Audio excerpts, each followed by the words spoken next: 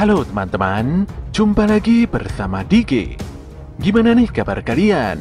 Semoga kalian semuanya dalam keadaan sehat selalu. Oke, kali ini Dige akan menceritakan alur anime Dandadan episode 1. Anime ini mengisahkan tentang gadis dan pemuda yang memiliki sifat saling bertolak belakang. Si gadis mempercayai eksistensi hantu, sementara si pemuda lebih meyakini tentang adanya alien di muka bumi ini. Hal ini pun membuat keduanya bertengkar dan saling bertaruh untuk menentukan siapa yang benar. Mereka lantas mengunjungi lokasi perlawanan yang terkait dengan kejadian luar angkasa dan supranatural. Ketika keduanya tiba di TKP-nya masing-masing, ternyata mereka menemukan kejadian yang sangat tidak terduga. Sebelum lanjut, Dige menyarankan agar kalian menyempatkan diri untuk nonton anime ini secara langsung, karena dijamin kalian pasti puas dan tentu saja memiliki pengalaman nonton tersendiri. Tapi jika kalian gak ada waktu, maka mampir ke sini adalah pilihan yang paling tepat, karena Dige dengan senang hati akan menceritakan semua kisahnya untuk kalian semua. Oh ya, buat kalian yang baru saja menemukan channel ini, ada baiknya untuk subscribe dulu. Jangan lupa juga untuk menyalakan notifikasinya, agar kami semakin semangat untuk menghadirkan konten-konten terbaik buat kalian. Oke, langsung saja. Persiapkan diri kalian and enjoy!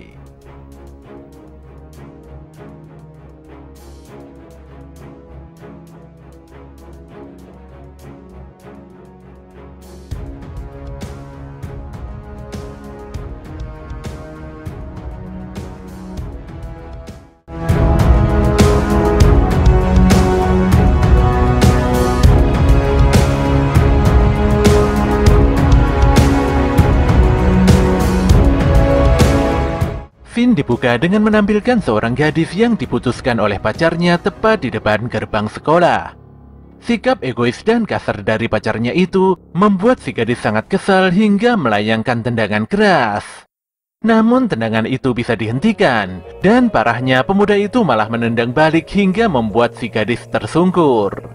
Jelas saja gadis itu memaki dan melontarkan banyak sekali kata binatang pada pemuda itu. Di dalam kelas, gadis itu terlihat malas karena sangat patah hati. Bukan tanpa alasan, nyatanya pemuda tadi adalah pacar pertamanya. Teman-temannya pun mencoba memberikan semangat untuk melupakan lelaki yang kasar padanya. Gadis yang diketahui bernama Momo Ayase itu pun berkata bahwa mantan pacarnya itu begitu mirip dengan Takakuragen, artis yang sangat diidolakannya. Momo lantas berjalan di koridor walau dalam keadaan yang lesu. Saat itu dia melihat pemuda kutu buku yang tengah dibully di dalam kelas. Pemuda itu pun hanya diam saja saat mendapatkan perlakuan yang tidak menyenangkan. Tapi mereka semua langsung terdiam ketika Momo mendekati pemuda nahas tersebut.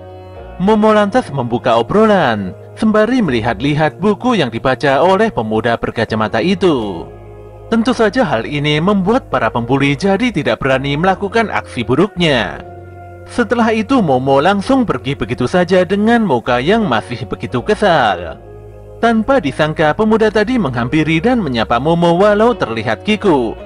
Pemuda berkacamata itu yakin kalau Momo mengajaknya bicara karena tertarik dengan hal gaib. Tapi Momo berkata kalau dia tidak berniat berteman, apalagi dia juga tidak percaya akan adanya alien atau sejenisnya. Si kacamata lantas menjelaskan mengenai UFO atau fenomena udara yang tidak dikenal. Walau Momo tidak peduli, tapi si kacamata terus menjelaskan mengenai keyakinan militer Amerika terhadap UFO. Selain Amerika, nyatanya negara Jepang juga tengah mempersiapkan pasukan luar angkasanya. Si kacamata pun memprediksi bahwa nantinya akan terjadi perang antariksa. Penjelasan yang sangat dipaksakan ini benar-benar membuat Momo begitu kesal. Dia pun marah besar hingga si kacamata terdiam 1000 bahasa. Melihat si kacamata tertunduk lesu, Momo pun jadi merasa bersalah dan meminta maaf. Dia lantas memungut buku yang terjatuh di lantai dan memberikannya pada si kacamata. Momo kemudian berkata kalau dia memang tidak percaya alien, tapi dia lebih mempercayai adanya hantu. Anehnya pemuda itu malah tertawa dan meremehkan karena dia tidak mempercayai hantu. Jelas saja Momo jadi kesal. Dia sudah berusaha mengikuti keinginan si kacamata, Tapi niat baiknya itu malah dibantah mentah-mentah. Disinilah terjadi perdebatan hebat antara keduanya. Mereka terus berargumentasi dan saling mempertahankan pendapatnya masing-masing. Puncaknya, Momo mengajak si kacamata bertaruh mengenai hantu dan alien. Jika hantu beneran ada, maka si kacamata akan menjadi babunya Momo. Demikian juga sebaliknya, jika alien ada maka Momo akan menjadi babu si kacamata. Taruhan pun dimulai, di mana malam itu juga Momo memasuki rumah sakit tua yang begitu menyeramkan. Dia pun berkomunikasi dengan si kacamata melalui ponselnya. Si kacamata sangat yakin kalau rumah sakit tersebut merupakan titik kemunculan UFO. Jika memanggil UFO dari atap bangunan itu, maka akan terjadi abduction. Abduction itu sendiri berarti bahwa orang yang diculik alien bakal menjadi bahan eksperimen. Bahkan sebagian besar orang yang diculik tersebut, ingatannya akan dihapus oleh para alien. Sementara itu di seberang telepon, si kacamata terlihat sampai di depan sebuah terowongan tua.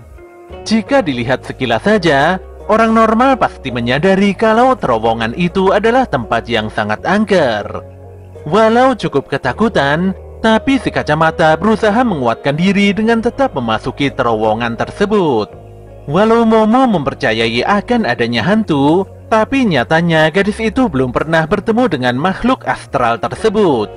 Jelas saja hal ini membuat si kacamata sangat kesal. Pun demikian, Momo hanya bisa menyampaikan kalau neneknya adalah seorang medium roh.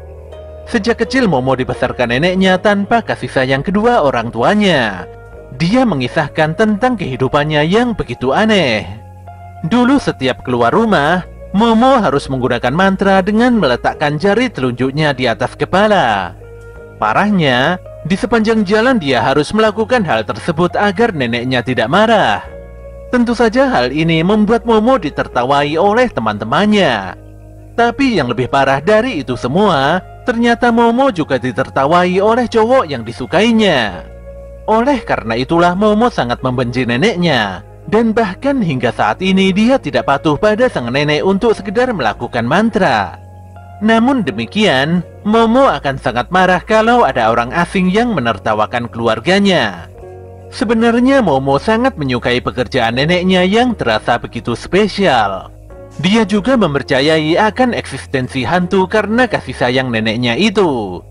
Ketika Momo bertanya mengapa si kacamata percaya akan adanya alien, disitulah pemuda tersebut mengalihkan pembicaraan bahwa tidak perlu alasan khusus untuk mempercayai pada suatu hal. Keduanya pun terus ngobrol melalui ponselnya masing-masing. Tapi di tengah obrolan itu si kacamata menemukan sesuatu yang janggal, di mana muncul jejak kaki darah yang mengarah padanya. Awalnya dia tidak menemukan hal yang aneh setelah mengikuti jejak kaki itu. Tapi saat dia menoleh ke belakang, tanpa disangka muncul hantu nenek peyot yang ingin mengambil paksa burungnya. Jelas saja si kacamata langsung menjerit keras dan berlari secepat kilat untuk menyelamatkan diri. Yang ada di pikirannya saat ini hanyalah berlari saja tanpa memperdulikan nasihat Momo di seberang telepon. Anehnya, semakin dia berlari maka semakin jauh pula jalan keluar yang hendak dicapainya. Momo pun memperingatkan agar si kacamata tidak sampai terkejar oleh hantu nenek itu. Jika sampai terkejar oleh hantu yang bernama Nenek Turbo tersebut, maka si kacamata pasti akan dikutuk. Sayangnya si Nenek Turbo sangatlah cepat dan langsung menangkap si kacamata dalam sekali hentakan. Momo pun mulai panik mendengar teriakan si kacamata di seberang telepon. Dia pun memutuskan untuk segera pergi dan menyelamatkan si kacamata secepatnya. Namun saat hendak pergi, tanpa diduga Momo bertemu dengan 3 sosok makhluk aneh yang sangat menakutkan. Jelas saja dia langsung kabur. Tapi tetap saja dia harus tertangkap dan disekap di dalam ruangan antah berantah. Sesaat kemudian, Momo dibangunkan oleh makhluk yang menyebut dirinya sebagai alien Serpo. Mereka adalah alien yang datang dari planet Serpo. Dikarenakan ras alien ini hanya pejantan saja, maka mereka memperbanyak diri dengan teknik cloning. Mereka terus ngomong saja tanpa memperdulikan perkataan Momo. Intinya, para alien Serpo hanya ingin mendapatkan kembali fungsi reproduksi seperti manusia dengan cara memperkosa para wanita. Jelas saja Momo tidak sudi dan berusaha melepaskan diri. Sayangnya dia tidak sanggup karena para alien mengekangnya dengan kekuatan psikokinesis. Saat alien Serpo hendak melakukan aksi bejatnya, tanpa disangka ponsel Momo menyala tanpa sebab. Seekor alien pun mengambil ponsel tersebut. Dan betapa anehnya dari layar ponsel itu muncul sosok hantu nenek turbo. Si hantu pun memukul dan menghancurkan selangkangan seekor alien dengan begitu brutal. Ternyata sosok tersebut adalah si kacamata yang telah dirasuki dan dikutuk oleh nenek turbo. Si kacamata pun meminta maaf pada Momo karena hantu itu ternyata ada. Pemuda itu pun tidak bisa mengontrol dirinya, dan kini tubuhnya telah dikuasai oleh hantu nenek turbo. Para alien pun memperlihatkan wujud mereka yang sebenarnya. Namun nenek turbo sangatlah cepat dan lagi-lagi dia berhasil melibas seekor alien lainnya. Alien terakhir pun mengcounter turbo hingga menabrak dinding dengan begitu keras. Disinilah kesadaran si kacamata kembali walau masih belum sepenuhnya normal. Pemuda yang sangat mencintai UFO itu akan memberikan apa saja asalkan dia bisa bertemu alien. Sejak SD dia tidak memiliki teman. Jadi dia berpikir kalau mungkin alien mau menjadi temannya. Sayangnya, mau sebanyak apapun dipanggil, ternyata para alien itu tidak pernah datang menemui si kacamata. Kondisi pun semakin buruk karena selama bertahun-tahun dia selalu menjadi bulian di kelasnya. Benar-benar tidak ada satupun orang yang mau mengakui keberadaannya. Hingga pada akhirnya Momo Ayashi datang serta melindunginya. Oleh karena itulah si kacamata tidak akan memaafkan siapapun yang berani menyakiti Momo. Walau si kacamata berubah menjadi monster sekalipun, dia akan tetap melindungi Momo dengan segenap kekuatannya. Jelas saja Momo terdiam mendengarkan ocehan si kacamata. Tapi si alien terakhir membuat si kacamata terhempas dan tidak berdaya. Si alien pun kembali menekan Momo dengan kekuatan psikisnya. Hal ini pun membuat pikiran Momo terbang ke masa lalu, di mana kala itu sang nenek memberitahunya mengenai kekuatan Ki. Jika mengeluarkan kekuatan itu, maka Momo akan terhindar dari sakit atau kecelakaan. Yang perlu dilakukan Momo hanyalah memusatkan tenaga di perutnya, serta membayangkan kekuatan Ki muncul di ujung kepalanya. Tapi Momo malah teringat kalau dia dibully habis-habisan karena melakukan tindakan aneh itu. Dia pun langsung berontak dan pergi begitu saja tanpa memperdulikan sang nenek yang sangat mengkhawatirkannya. Momo sendiri tidak memahami mengapa dia mengingat kenangan menyedihkan itu. Dia pun meminta maaf pada neneknya karena waktu itu dia hanya malu saja dengan teman-temannya. Saat itu juga, Momo mengerahkan tenaga di perut dan mengeluarkan kekuatan Ki-nya di ujung kepala. Tanpa disangka Momo berhasil membangkitkan kekuatan espernya. Bahkan si alien tidak menyangka kalau kekuatan psikokinesisnya terdorong kembali dengan begitu kuat. Si alien sadar, ternyata cakra Momo telah terbuka setelah dialiri gelombang psikis yang berlebihan. Momo pun berterima kasih dan mengakui kalau neneknya adalah medium roh sejati. Dia lantas mendesatkan tendangan kuat dan menghempaskan si alien hingga meremukkan pesawat UFO-nya.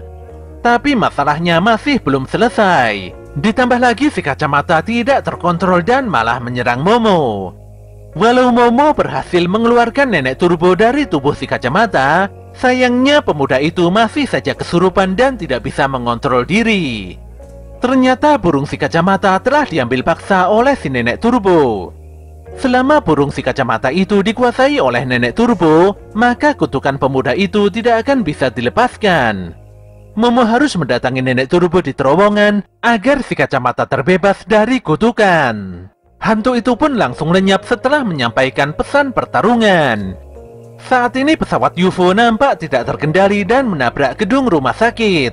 Bahkan pesawat alien itu menghancurkan hutan dan fasilitas jalan utama kendaraan. Momo pun menyelamatkan si kacamata dengan sangat kepayahan. Tapi disinilah dia mulai mengakui kalau alien itu memang ada. Apalagi dia telah diculik oleh makhluk tersebut. Sementara si kacamata juga mempercayai akan adanya hantu karena dia sudah dikutuk.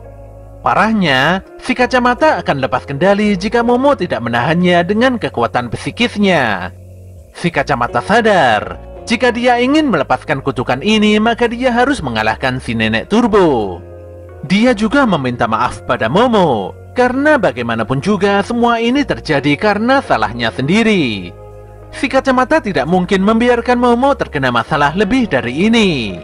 Yang penting saat ini dia harus berduel dengan si Turbo. Jika ada masalah lain maka dipikirkan nanti saja. Jelas saja Momo agak kecewa karena si kacamata tidak mengajaknya ikut serta. Setelah mengalami kejadian aneh barusan, tentu saja Momo tidak akan membiarkan si kacamata berjuang sendirian.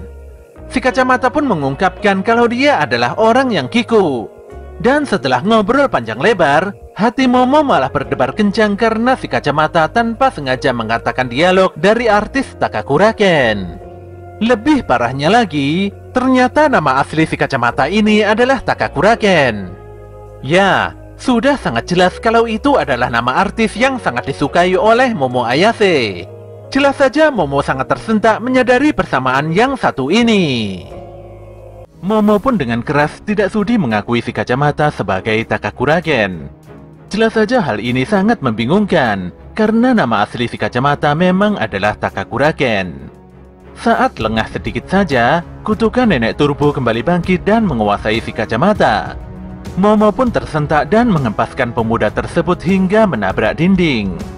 Walau si kacamata bisa kembali normal, namun dia mengalami kesakitan yang luar biasa. Disinilah Momo membuat aturan kalau si kacamata tidak boleh menggunakan nama Takakuraken.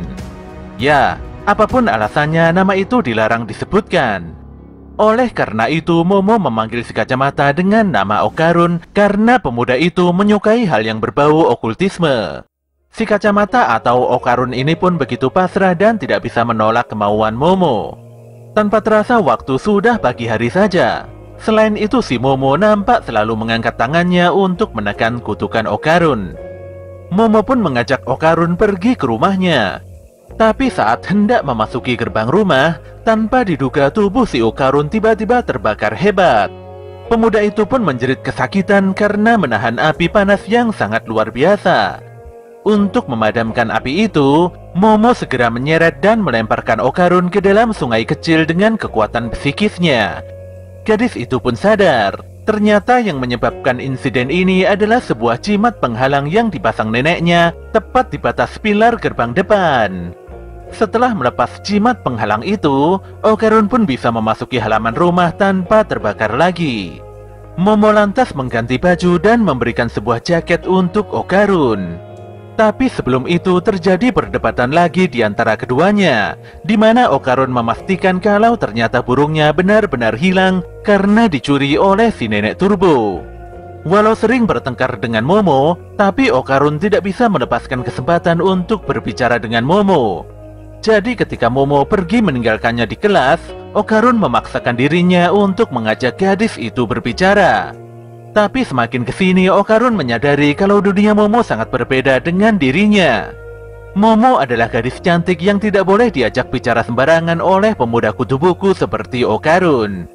Okarun pun meminta maaf karena sudah menyeret Momo ke dalam masalah berbahaya seperti ini.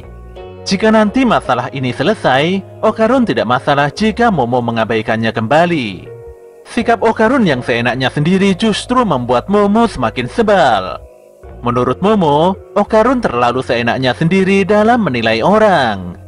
Okarun tidak memiliki teman karena dia sendirilah yang menutup diri dari pergaulan.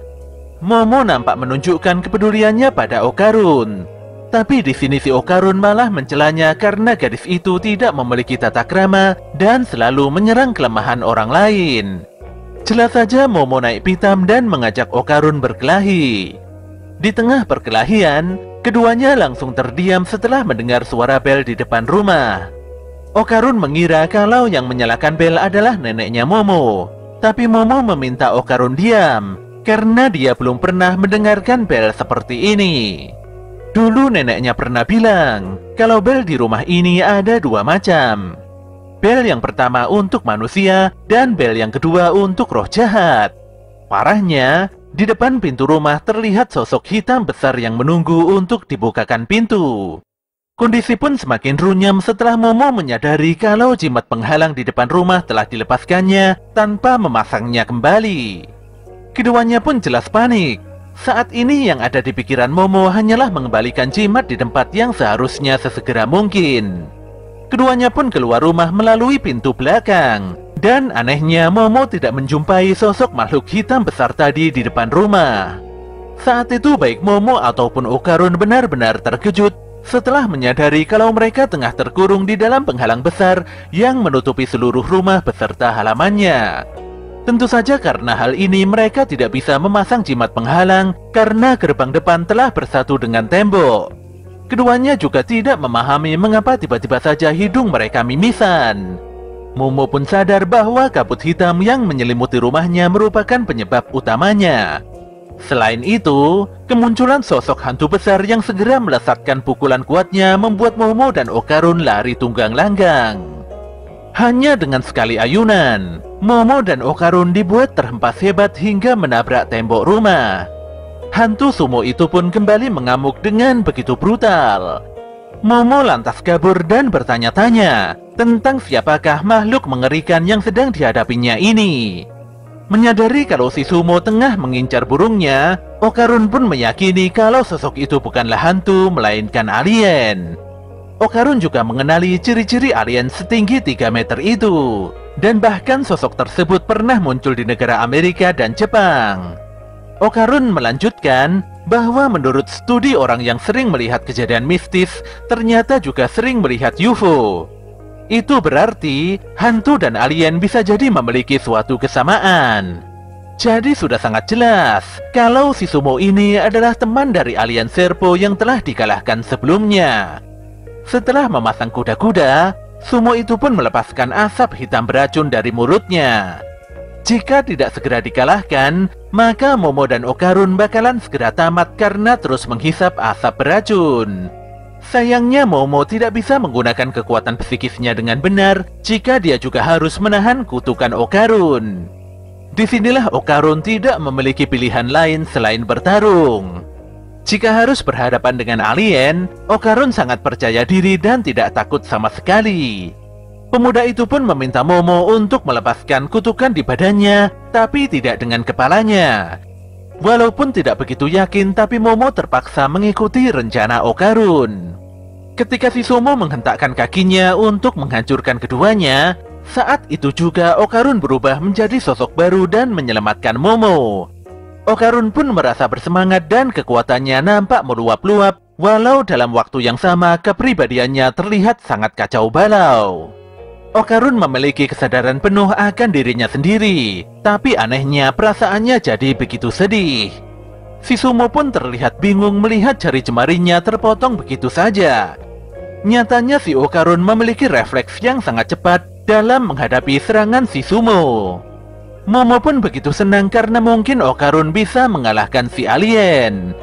Tapi keyakinannya goyah setelah melihat Okarun muntah-muntah darah. Gadis itu pun menyeret Okarun yang hendak diinjak oleh si sumo. Okarun lantas meminta maaf pada Momo karena tubuhnya tidak bisa mengimbangi kekuatan kutukan nenek turbo. Saking kuatnya kutukan itu, tubuh Okarun serasa mau tercerai-berai. Setelah memandangi si sumo dengan seksama, Momo mulai sadar kalau si sumo akan kalah jika tangannya menyentuh tanah. Bagaimanapun juga itu adalah aturan dasar dalam olahraga sumo. Momo pun meminta Okarun untuk mengincar kaki si sumo, sementara dirinya sendiri akan menggulingkan makhluk itu dengan kekuatan psikisnya. Tapi untuk menyelesaikan rencana ini, keduanya terpaksa mendekati si sumo. Okarun pun berhasil menghancurkan kaki kanan si sumo dan membuat alien tersebut menyentuhkan tangannya di tanah. Saat itu juga tangan si sumo langsung hancur, dan ini membuktikan kalau rencana Momo benar-benar berhasil. Sayangnya si sumo masih bisa bertahan dan berdiri di atas tumpuan kakinya sendiri. Saat itu juga si sumo langsung mencengkeram Momo dan menghempaskannya dengan pukulan yang sangat keras. Tidak berhenti di situ, si sumo terus melancarkan pukulan bertubi-tubi untuk membantai Momo. Jelas saja Okarun histeris karena dia tidak bisa membantu apa-apa. Okarun berharap Momo melepaskan kutukannya kembali, walau itu berarti tubuh Okarun akan hancur lebur. Tapi Momo tidak memperdulikannya, dan dia terus saja menerima pukulan si alien yang begitu mengerikan. Saking kuatnya, pukulan itu membuat tembok jadi hancur semakin dalam di antara gerbang pilar. Ternyata itu adalah strategi Momo untuk mengalahkan si Sumo. Gadis itu pun segera menarik Okarun dan segera memasang kembali jimat penghalang di antara gerbang pilar. Detik itu juga, si alien Sumo langsung terbakar hebat dan menjerit kesakitan. Bersamaan dengan itu, tiba-tiba saja keduanya kembali ke dunia normal. Momo pun begitu kaget karena rumahnya kembali seperti semula tanpa ada kerusakan sedikit pun. Tapi saat itu juga, Momo langsung jatuh pingsan di depan Okarun karena sudah mengeluarkan banyak sekali kekuatan psikis. Parahnya, detik itu juga Okarun kembali berubah menjadi nenek turbo dan dia siap melahap Momo yang nampak benar-benar tidak berdaya. Scene pun berpindah pada sebuah acara reality show, di mana pada acara tersebut menampilkan seorang idol terkenal yang bernama Soma. Saat ini Soma terlihat sedang diramal oleh seorang dukun. Dukun yang dikenal dengan nama Dodoria Santa itu pun terlihat menebak hobi ataupun kebiasaan Soma. Tapi payahnya tidak ada satupun tebakannya yang benar. Jelas saja para kru dan tim kreatif nampak kecewa dan mempertanyakan kemampuan Dodoria. Apalagi show barusan ditayangkan secara on-air. Pun demikian, baik kru ataupun Dodoria sendiri tidak ambil pusing dengan siaran lokal seperti itu. Sesaat kemudian, Dodoria pun pulang ke rumahnya dengan menumpangi taksi. Dia pun hampir tiba di rumahnya. Tapi sebelum turun dari taksi, wanita itu mengingatkan Pak Supir agar segera pergi jika tidak ingin kehilangan nyawa di tempat ini. Detik itu juga Dodoria melesatkan paku dan menghempaskan nenek turbo dengan media kayunya. Disinilah diketahui kalau ternyata Dodoria Santa adalah neneknya Momo Ayase. Tanpa basa-basi, Dodoria langsung mengajak nenek turbo berduel 1 lawan 1. Jelas saja si turbo segera melesat dan membelakangi Dodoria guna melepaskan serangan. Dodoria pun begitu kaget karena diserang melalui titik butanya. Tapi wanita itu masih beruntung karena sebelumnya telah menyiapkan sebuah jebakan garis penghalang untuk si turbo. Dan benar saja, jika nenek turbo menyentuh bagian luar penghalang, maka dia akan terbakar hebat. Nenek turbo pun begitu marah dan akan memakan Dodoria hidup-hidup. Dodoria pun begitu kesal dan memukul nenek turbo berulang kali dengan tongkat bisbolnya. Nenek turbo lantas mengancam, jika Dodoria membantainya maka si Okarun juga akan ikutan lenyap. Dodoria lantas menghapus garis yang mengekang nenek turbo, dan setelahnya terjadi pertarungan antar kedua nenek-nenek itu. Momo pun baru terbangun setelah waktu sudah malam. Detik itu juga dia langsung teringat pada si Okarun. Tapi yang ditemukannya hanyalah neneknya saja di depan TV. Oke, mulai saat ini kita akan menyebut Dodoria Santa dengan nama aslinya yaitu Seiko Ayase. Seiko pun menginterogasi Momo yang telah berani memasuki tempat-tempat angker. Momo pun mengakui kalau dia terbawa suasana dan tahu-tahu sudah terjadi hal seperti ini. Dia lantas mengalihkan obrolan dan menanyakan di mana si Okarun. Dengan santainya Seiko berkata kalau dia telah menghabisi si hantu jahat. Wanita itu juga menyindir Momo karena sebelumnya tidak mempercayai adanya hantu. Jelas saja Momo begitu kesal dengan tingkah neneknya. Momo merasa harus segera menemukan Okarun agar tidak terjadi hal-hal yang tidak diinginkan. Oleh karena itulah Momo berusaha mengalah dengan meminta maaf pada sang nenek. Dia mengaku bersalah dan ingin sekali mengetahui kabar Okarun. Namun demikian dia akan marah kalau terjadi apa-apa pada si Okarun. Seiko pun berkata kalau Okarun berada di kuil utama. Jelas saja Momo segera beranjak untuk mendatangi teman barunya itu. Dia merasa bersalah karena telah memaksa Okarun memasuki terowongan angker. Ditambah lagi pemuda yang menyukai okultisme itu sebenarnya hanya ingin memiliki teman saja. Setelah membuka pintu kuil, ternyata Okarun terlihat santai sambil memakan onigiri. Jelas saja Momo agak kesal walau hatinya terlihat lega. Sesaat kemudian Seiko mendatangi Momo. Dia berkata kalau Okarun akan baik-baik saja selama pemuda itu diam dan berada di dalam kuil. Jika sampai pergi keluar kuil, maka Okarun akan langsung kerasukan. Momo lantas menjelaskan mengenai kondisi Okarun yang burungnya diambil oleh si nenek turbo. Kutukan Okarun tidak akan pernah lepas jika burungnya masih di bawah hantu nenek tua itu. Selain itu, Momo juga berkata kalau saat ini dia sudah bisa menggunakan kekuatan psikis. Gadis itu pun menceritakan detail kekuatan spesialnya itu karena Seiko nampak tidak mempercayainya. Momo memiliki tanggung jawab untuk menahan kutukan Okarun agar situasi tidak semakin gawat. Seiko pun nampak menyayangkan mengapa Momo berurusan dengan hantu nenek turbo yang begitu merepotkan. Dia pun berkisah kalau nenek turbo biasa disebut dengan nenek 100 km per jam. Dia merupakan hantu modern yang mengamuk di seluruh negeri. Hantu itu begitu licik dan lama bersemayam di dalam terowongan. Seiko bahkan pernah mendatangi terowongan tempat si nenek turbo. Tapi dia tidak bisa mendekati terowongan itu karena energi negatifnya begitu besar. Nenek turbo adalah roh terikat, di mana ini berarti kalau dia adalah hantu yang terikat pada roh lain beserta tempat tinggalnya. Bisa dikatakan kalau nenek turbo sangat kuat jika bertarung di kandangnya sendiri. Hingga saat ini, tidak ada medium roh yang sepadan dalam menghadapi roh terikat. Oleh karena itulah Seiko memperingatkan Momo untuk tidak mengusik nenek turbo. Bagaimanapun juga dia tidak ingin kehilangan cucu kesayangannya.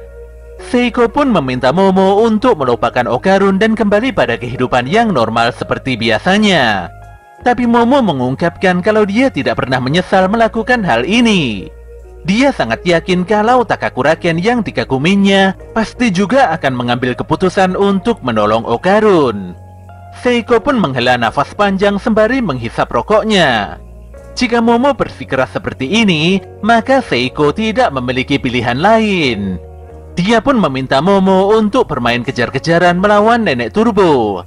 Hantu itu sangat percaya diri dengan kecepatan kakinya. Asalkan dipancing, nenek turbo pasti akan meladeni siapapun yang mengajaknya adu kecepatan. Saat ini yang menjadi masalahnya adalah wilayah roh terikat yang berada di dalam kota Sono. Momo harus memancing nenek turbo keluar dari lokasi tersebut tanpa tertangkap. Jika berhasil melakukannya, maka si turbo pasti akan melemah dan bisa dikalahkan. Momo pun tidak yakin karena dia tidak mungkin bisa menang balap dari nenek turbo. Seiko sendiri tidak bisa banyak membantu, karena jurus penghalangnya hanya meminjam kekuatan dewa yang bersemayam di tempat ini. Jika keluar kota, maka kekuatan tersebut tidak akan bisa digunakan. Intinya Seiko menegaskan kalau hanya itu satu-satunya cara untuk mengalahkan nenek turbo. Selain itu yang berduel bukanlah Momo melainkan si Okarun. Tentu saja bukan Okarun mode normal, tapi si Okarun yang telah berubah dengan kekuatan kutukan. Seiko pun meminta Okarun berlatih olahraga push up, sit up, back up, dan squat sekuat tenaga. Sementara Momo harus melatih kekuatan espernya agar semakin kuat. Tentu saja keduanya akan berlatih dalam bimbingan Seiko. Beberapa saat kemudian, Okarun meminta maaf pada Momo karena saat melawan alien sebelumnya, dia sudah putus asa dan terlalu memikirkan dirinya sendiri. Berbeda dengan Momo yang sudah menolongnya dan mengalahkan si alien. Jika hal buruk itu terjadi lagi, maka Okarun berjanji akan berjuang sekuat tenaga untuk menolong Momo. Oleh karena itulah Okarun berharap agar Momo tidak kecewa dan tidak berhenti menjadi temannya. Momo pun memuji keberanian Okarun dalam pertarungan sebelumnya. Dan dia juga berjanji akan menolong pemuda itu jika terjadi masalah di kemudian hari. Pada keesokan harinya, Okarun dan Momo mulai menjalani latihan yang begitu intens. Supaya Okarun tidak kesurupan, Momo tidak boleh melepaskan pandangannya sama sekali. Momo merasa kalau dia mampu melihat aura Okarun. Dia lantas menekan aura Okarun dengan cara menggenggamnya. Itulah hal sederhana yang membuat kutukan Okarun jadi tertahan. Dibandingkan dengan saat pertama kali kekuatan Esper ini bangkit, kekuatan Momo saat ini benar-benar lemah dan tidak bertenaga. Seiko pun meminta Momo untuk menutup matanya. Wanita itu meminta agar Momo tidak selalu terpaku pada penglihatannya saja. Dia harus menggunakan seluruh inderanya agar kekuatannya semakin maksimal. Ketika Momo mulai menutup matanya, tanpa disangka si Okarun telah berubah menjadi nenek turbo. Walau bisa menyentuh aura Okarun dalam keadaan mata tertutup, tapi Momo merasa kalau latihan ini tidak ada faedahnya. Namun demikian, Seiko selalu menegaskan kalau Momo harus berlatih demi memaksimalkan kekuatan espernya. Seiko juga mengerti mengapa kekuatan Momo bisa tersegel seperti itu. Jadi mau tidak mau, kekuatan esper tersebut harus dilepaskan secara perlahan melalui proses latihan. Ketika Momo hendak memeriksa keadaan Okarun, tanpa disadari aura nenek turbo muncul dengan begitu beringas. Parahnya, Seiko nampak mematung, tidak bergerak dan hidungnya mimisan. Ternyata Seiko jadi seperti itu karena ulah si nenek turbo. Kutukan nenek turbo bisa menular dengan Okarun sebagai perantaranya. Nenek turbo mengklaim kalau dia bisa mengutuk dan melenyapkan semua orang dalam pandangan Okarun. Sambil meremehkan, si turbo menantang Momo untuk datang secara langsung ke terowongan malam ini. Jika sampai tidak datang, maka nenek turbo mengancam akan membinasakan semua orang dengan kutukan melalui perantara Okarun. Jelas saja Momo begitu khawatir. Ketika pintu tertutup, kutukan nenek turbo langsung lenyap begitu saja. Okarun dan Seiko nampak bingung mengapa mereka tiba-tiba jadi mimisan. Disinilah diketahui, ternyata jimat penghalang Seiko telah dirusak oleh si nenek turbo. Pada malam harinya, Momo dan Okarun terlihat mengenakan busana anti roh jahat. Seiko meminta keduanya untuk tidak lengah dalam bertindak. Tapi Momo nampak mulai kesal karena Seiko selalu saja meremehkannya. Bagaimanapun juga Momo merasa sudah besar dan tidak mau mendapatkan perhatian dari neneknya lagi. Tapi sebelum pergi, Seiko memeluk Momo dari belakang. Wanita itu berharap Momo tidak tumbang begitu saja dalam berduel melawan nenek turbo. Dia juga selalu berdoa demi keselamatan cucu kesayangannya itu. Awalnya Momo dan Okarun menggunakan sepeda pancal untuk pergi menuju lokasi terowongan angker. Tapi di tengah jalan keduanya menaiki kereta cepat karena tempat tujuan terlalu jauh. Momo beralasan kalau dia tidak ingin kehabisan stamina sebelum tiba di TKP. Kali ini Momo benar-benar kesal dengan nenek turbo. Apalagi hantu tersebut telah melukai satu keluarga yang sangat disayanginya. Pokoknya Momo akan mengamuk dan menghajar si nenek turbo hingga ampun-ampun. Okarun dan Momo saat ini telah sampai di depan terowongan tempat tinggal nenek turbo. Demi kebaikan bersama, keduanya pun memasuki terowongan, walau sebenarnya terjadi perdebatan di antara mereka tentang siapakah yang harus masuk duluan. Okarun pun mengingatkan Momo bahwa mereka harus memancing nenek turbo keluar dari kota Sono supaya hantu itu bisa terpisah dari roh terikat. Hal itu dilakukan agar kekuatan nenek turbo melemah dan mudah dikalahkan. Momo pun nampak tenang karena dia dan Okarun pernah mengalahkan alien sumo besar. Gadis itu pun mulai sesumbar bisa mengalahkan sosok nenek-nenek. Tapi di sini dia jadi kaget setelah melihat kepala si nenek turbo yang begitu besar. Tidak berhenti di situ, Okarun juga berteriak histeris setelah menyadari kalau di belakangnya juga muncul kepala besar si nenek turbo.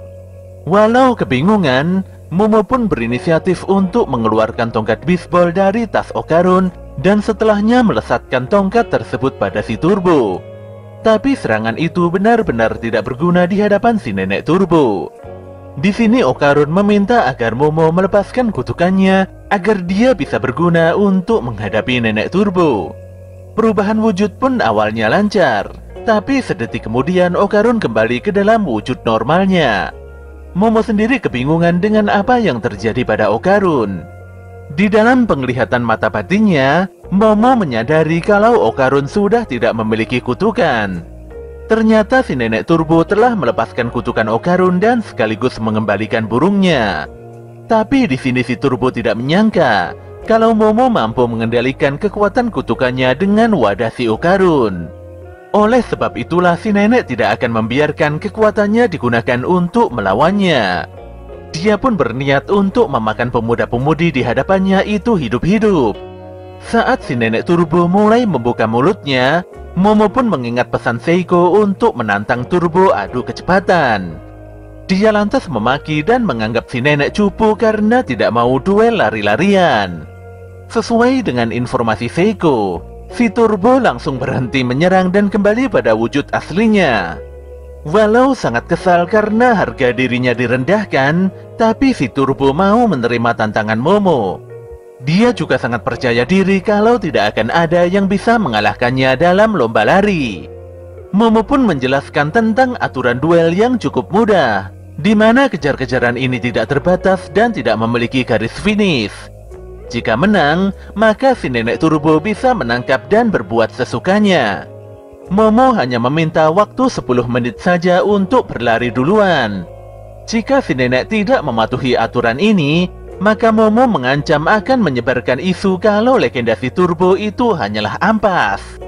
Nenek Turbo pun menyetujui aturan tersebut, dan sebenarnya dia juga membenci orang-orang yang melanggar aturan. Saat itu juga Momo dan Okarun langsung berlari secepat kilat untuk menyelamatkan diri. Tapi cara menghitung nenek Turbo sangatlah aneh dan begitu ngawur. Dalam sekejap mata nenek itu berhitung hingga 10 menit. Padahal secara normalnya hitungan itu masih beberapa detik saja. Jelas saja si Momo segera tertangkap oleh kekuatan sihir si nenek hingga tidak berkutik. Okarun pun berusaha menyelamatkan Momo, walau dia menyadari kalau usahanya pasti sia-sia saja. Pemuda itu pun mengutuk keras tindakan si nenek Turbo yang sangat curang dalam berhitung. Padahal sebelumnya hantu itu sudah berjanji untuk tidak berbuat curang. Dikarenakan begitu bingung, Okarun nampak gelap mata dan langsung menggigit opai nenek Turbo. Hal ini pun membuat hantu nenek itu menjerit kesakitan dan meminta untuk dilepaskan. Tapi Okarun tidak mau melepaskannya hingga Momo dibebaskan. Anehnya, saat ini kekuatan nenek Turbo tidak bisa keluar dan begitu lemah.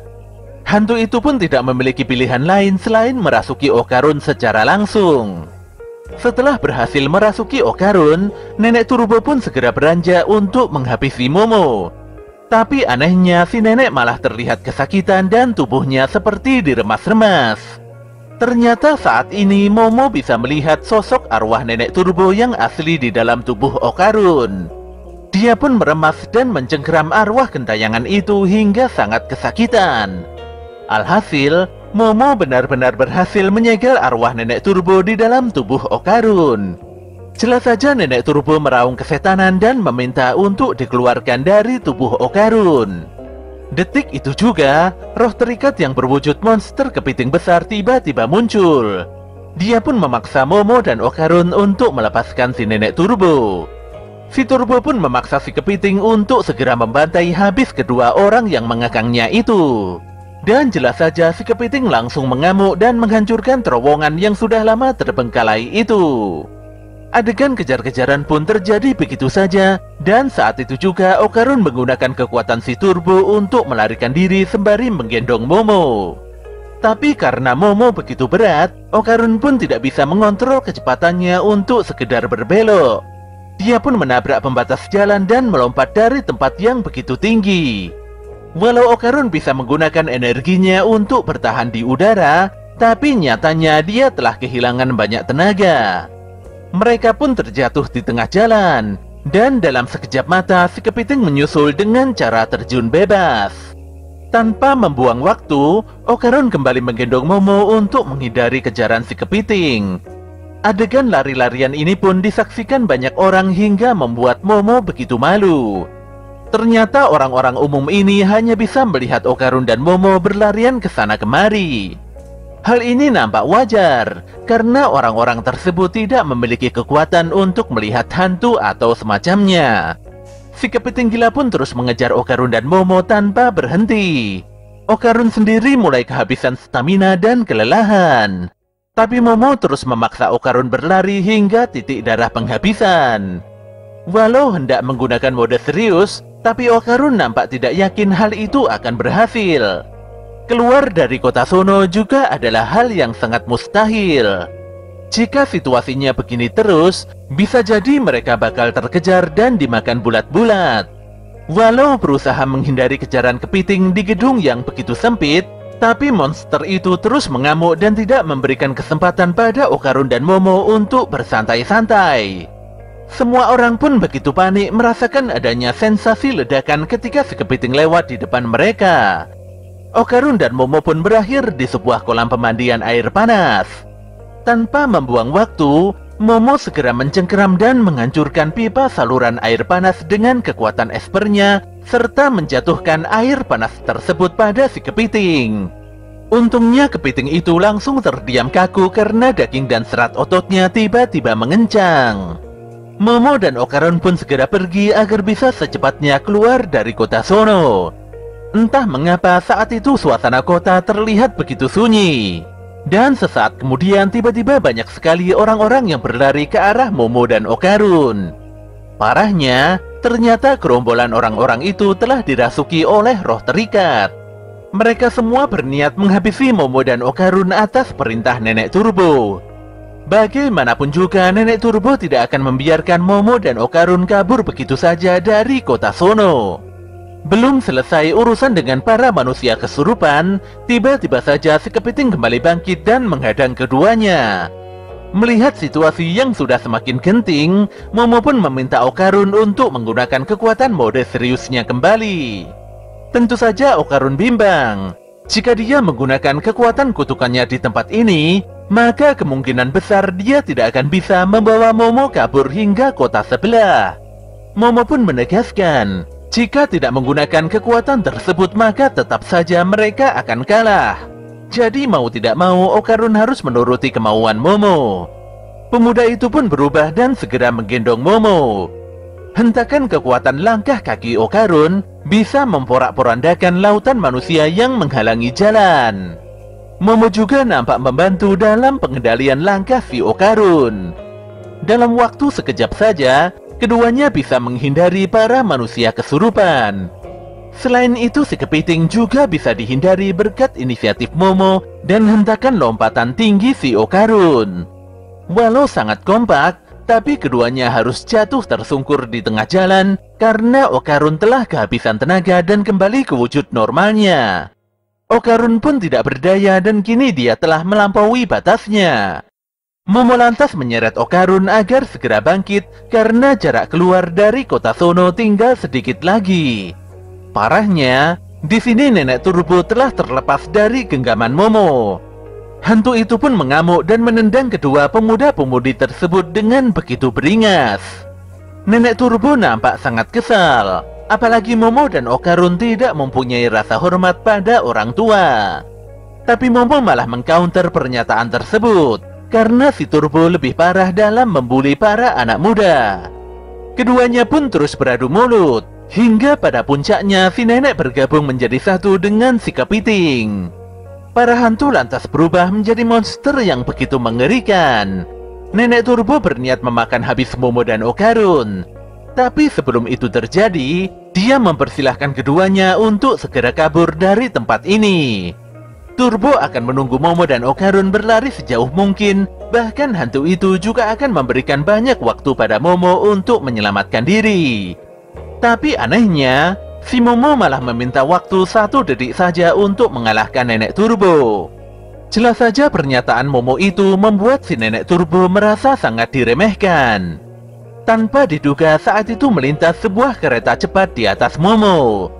Tidak ingin membuang kesempatan emas, Momo segera melesatkan kekuatan espernya untuk menggapai gerbong kereta tersebut.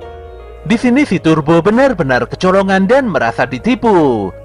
Walau dulunya Nenek Turbo memiliki julukan sebagai Nenek 100 km per jam, tapi kereta cepat ini mampu melaju dengan kecepatan 120 km per jam. Momo pun begitu yakin kalau hantu tersebut tidak akan bisa mengejar ataupun menangkapnya. Dia pun berteriak sembari merendahkan si Nenek Turbo dengan begitu parah. Tapi faktanya, si Turbo berhasil menaiki gerbong kereta. Dia juga meyakini kalau kereta tidak akan selalu melaju dengan kecepatan penuh. Setidaknya kereta tersebut akan melambat jika melewati tikungan. Hantu itu pun tidak akan membiarkan Momo hidup lebih lama lagi. Tapi ternyata ini semua adalah strategi Momo untuk mengalahkan Nenek Turbo. Sesuai informasi dari Seiko, Nenek Turbo akan semakin menjadi-jadi kalau ditantang berlarian. Momo pun menahan Nenek Turbo sekuat tenaga dengan kekuatan espernya. Sementara itu di perbatasan kota Kamigoe, Seiko telah menanti lengkap dengan jebakan jimat mematikannya.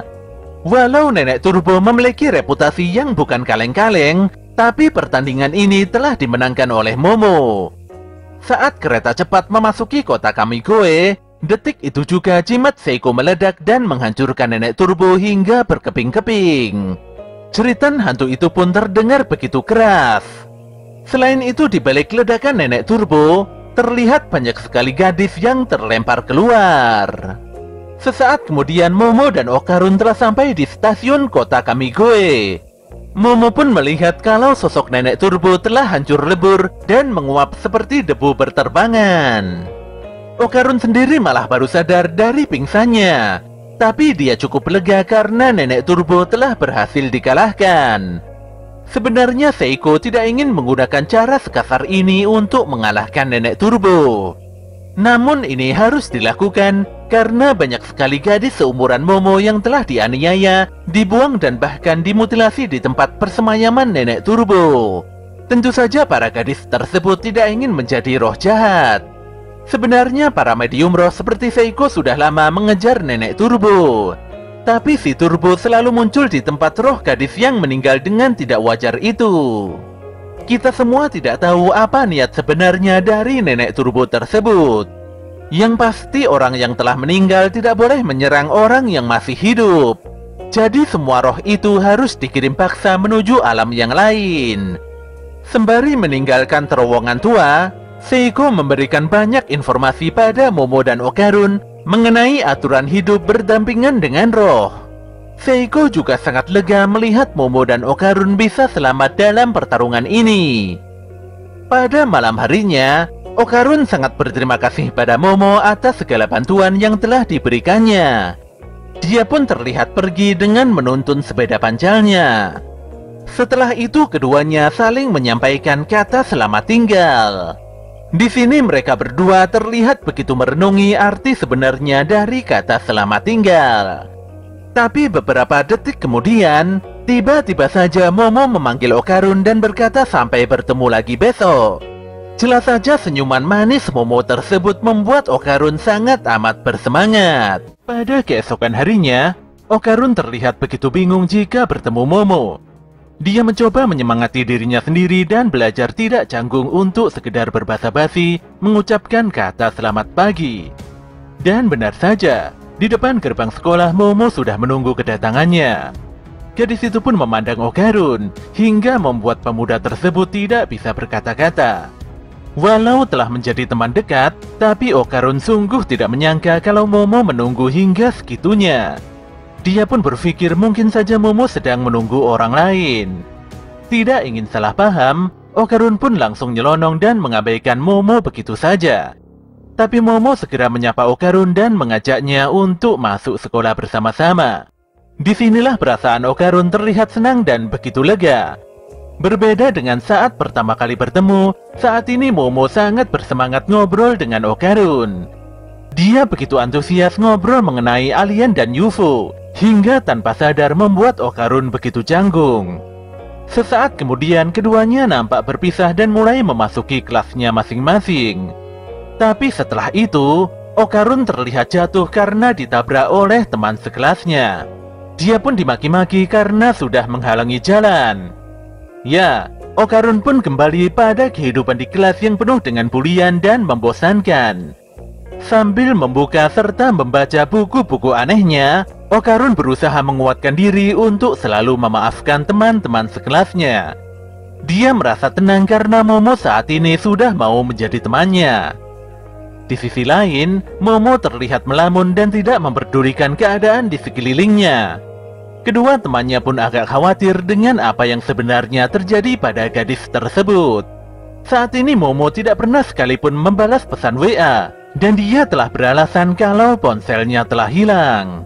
Bahkan kemarin Momo juga bolos sekolah. Kedua temannya pun berpikir kalau Momo kembali mengunjungi mantan pacarnya dan mereka terus memikirkan berbagai hal negatif yang terjadi pada Momo. Disinilah diketahui kalau si Momo ternyata ingin ngobrol dengan Okarun tentang alien. Okarun sendiri juga ingin sekali ngobrol dengan Momo. Pemuda itu pun mulai terobsesi dengan eksistensi hantu. Dia agak menyesal karena tadi pagi tidak bisa menjawab pertanyaan Momo. Padahal pagi itu Momo sudah sebegitu bersemangatnya. Okarun merasa kalau dia harus meluruskan masalah ini agar Momo tidak membencinya. Pada intinya, baik Momo ataupun Okarun, keduanya sama-sama ingin bertemu untuk ngobrol satu sama lain. Ketika memasuki waktu istirahat siang, keduanya nampak menerobos kerumunan siswa untuk bisa bertemu. Sayangnya mereka sisipan dan tidak bisa bertemu. Momo tidak bisa menemukan Okarun di dalam kelas. Demikian juga dengan Okarun yang tidak menjumpai Momo di kelasnya. Hal ini begitu aneh, padahal kelas mereka nampak bersebelahan. Dikarenakan saat ini adalah waktu istirahat, Okarun pun berpikir kalau Momo mungkin ada di kantin. Tapi sayangnya dia tidak bisa menemukan Momo di sana. Sementara itu si Momo juga kembali sisipan dan tidak menemukan Okarun dimanapun. Keduanya pun nampak bingung dan frustasi. Si Okarun berpikir kalau Momo mungkin menghindarinya pasca kejadian membosankan tadi pagi. Sementara si Momo malah terus bertanya-tanya dan mencari keberadaan Okarun yang lenyap bak di telan bumi.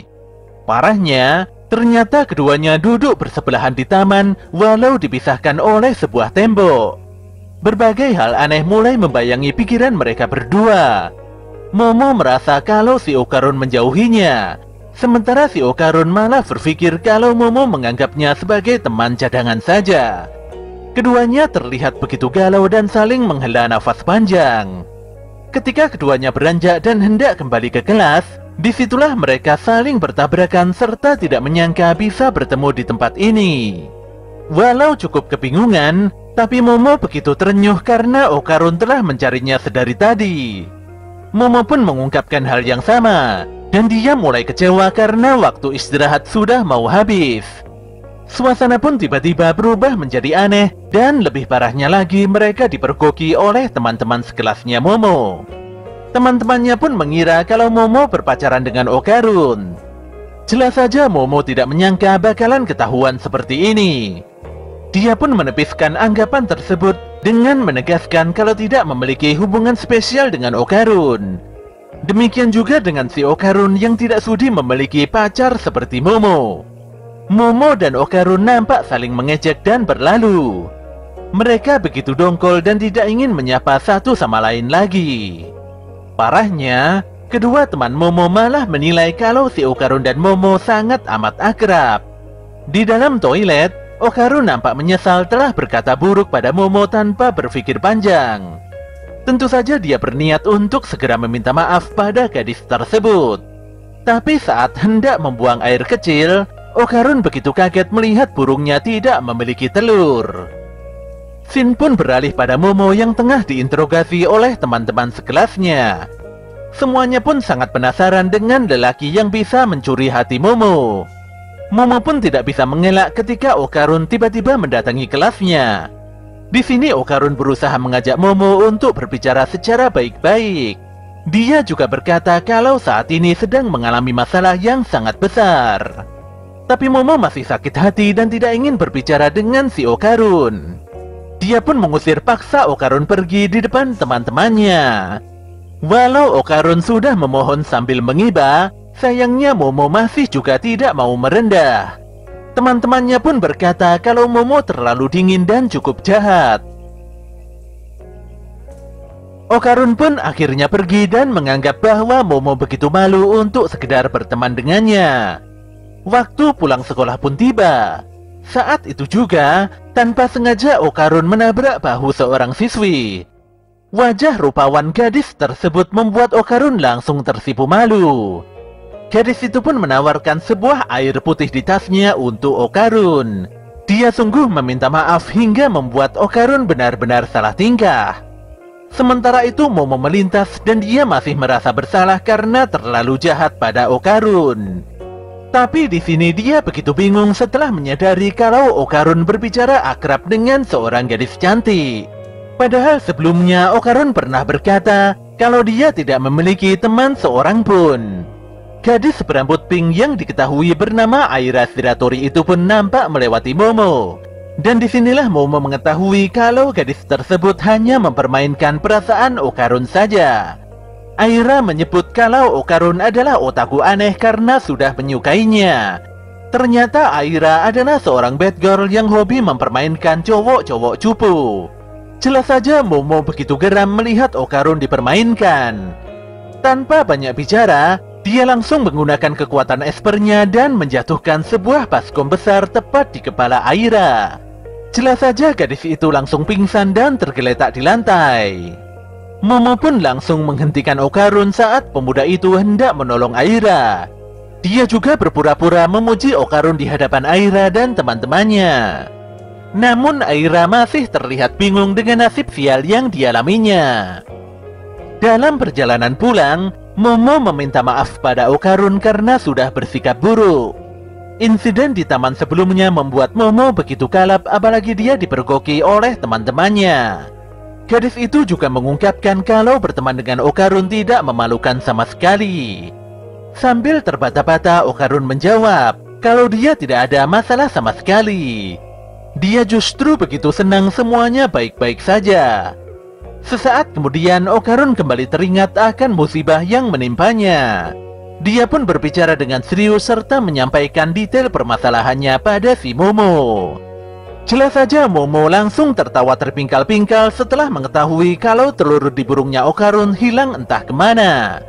Sementara itu Seiko nampak menceramahi Okarun karena pemuda itu tidak jujur dan mengatakan masalah ini sedari awal. Okarun terlihat hanya bisa pasrah menerima omelan dari neneknya Momo itu. Seiko pun mengambil sebuah cermin untuk memeriksa tubuh Okarun. Dia lantas memerintahkan Momo untuk mengambilkan sebuah boneka dan baskom cuci berisi air. Seiko begitu sadar kalau di dalam tubuh Okarun ada sesuatu yang mencurigakan. Sesaat kemudian Okarun merendamkan kakinya pada baskom. Boneka yang sudah ditempeli jimat penghalang juga terlihat sudah disiapkan. Saat itu juga Seiko mengumpat sambil memukul kepala Okarun dengan kipas kertas besar.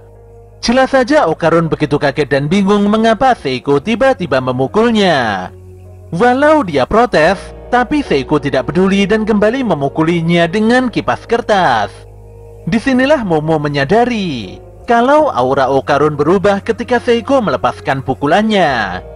Seiko pun meminta Momo untuk mencabut aura tersebut saat berubah warna. Bagaimanapun juga, hal itu harus dilakukan karena aura tersebut bukanlah aura milik Okarun. Semuanya pun bersiap di posisi masing-masing. Ketika Seiko kembali menghantamkan kipas besarnya pada kepala Okarun, saat itu juga Momo langsung menarik dan melepaskan aura aneh yang bersembunyi di tubuh temannya itu. Anehnya, saat itu juga jimat penghalang yang melekat pada boneka maneken Neko tiba-tiba hangus. Sedetik kemudian boneka itu hidup dan kabur begitu saja. Tentu saja Seiko, Momo, dan Okarun langsung berusaha mengejar maneken Neko tersebut. Tapi si Neko bisa kabur dan menghilang dengan sangat cepat. Momo pun berkonsentrasi dan menyisir seluruh rumah dengan kekuatan psikisnya. Dia pun menemukan maneken Neko yang bersembunyi di balik pintu gudang serta segera menguncinya dengan kencang. Disinilah si Neko benar-benar tidak berdaya dan memaksa untuk dilepaskan.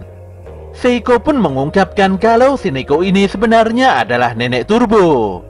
Jelas saja Okarun dan Momo nampak begitu kaget. Mereka menyangka kalau hantu pembuat onar itu sudah pergi ke alam baka. Si Turbo pun sesumbar dan dia tidak mungkin kalah begitu saja oleh dua bocah ingusan.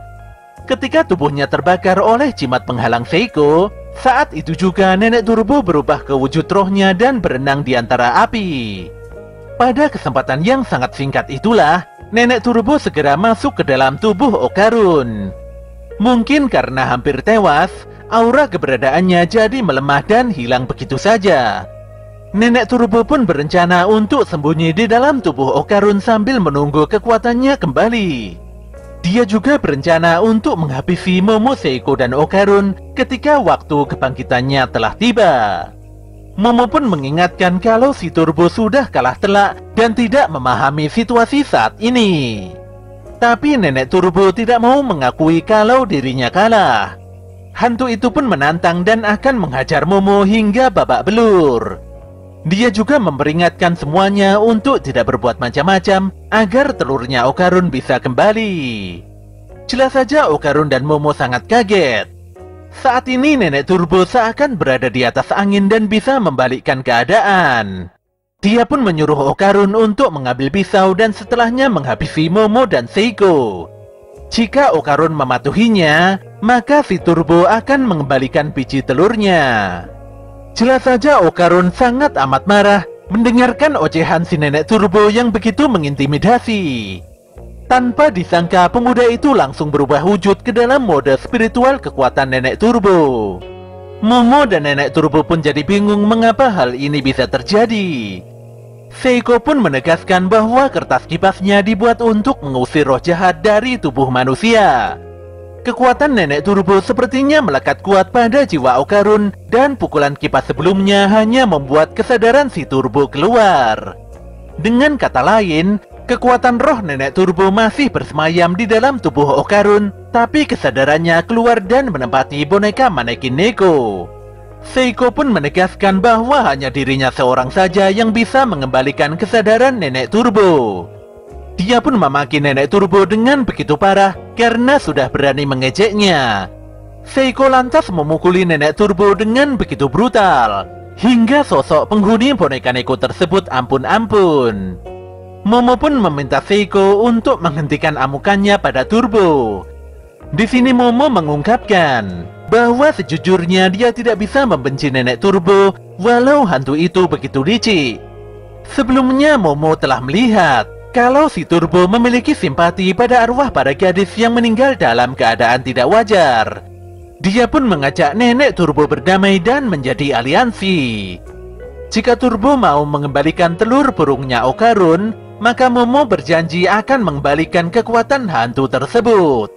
Walau masih kesal, tapi Nenek Turbo langsung menyetujui penawaran Momo.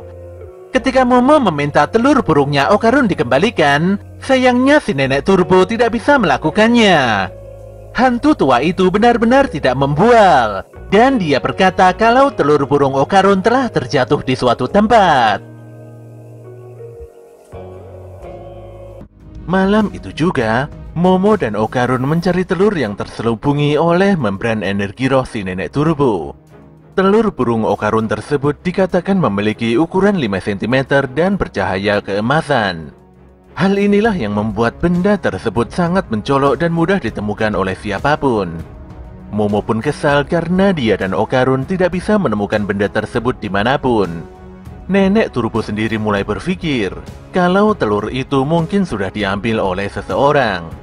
Dia juga berkata bahwa benda itu memiliki energi kehidupan yang sangat kuat.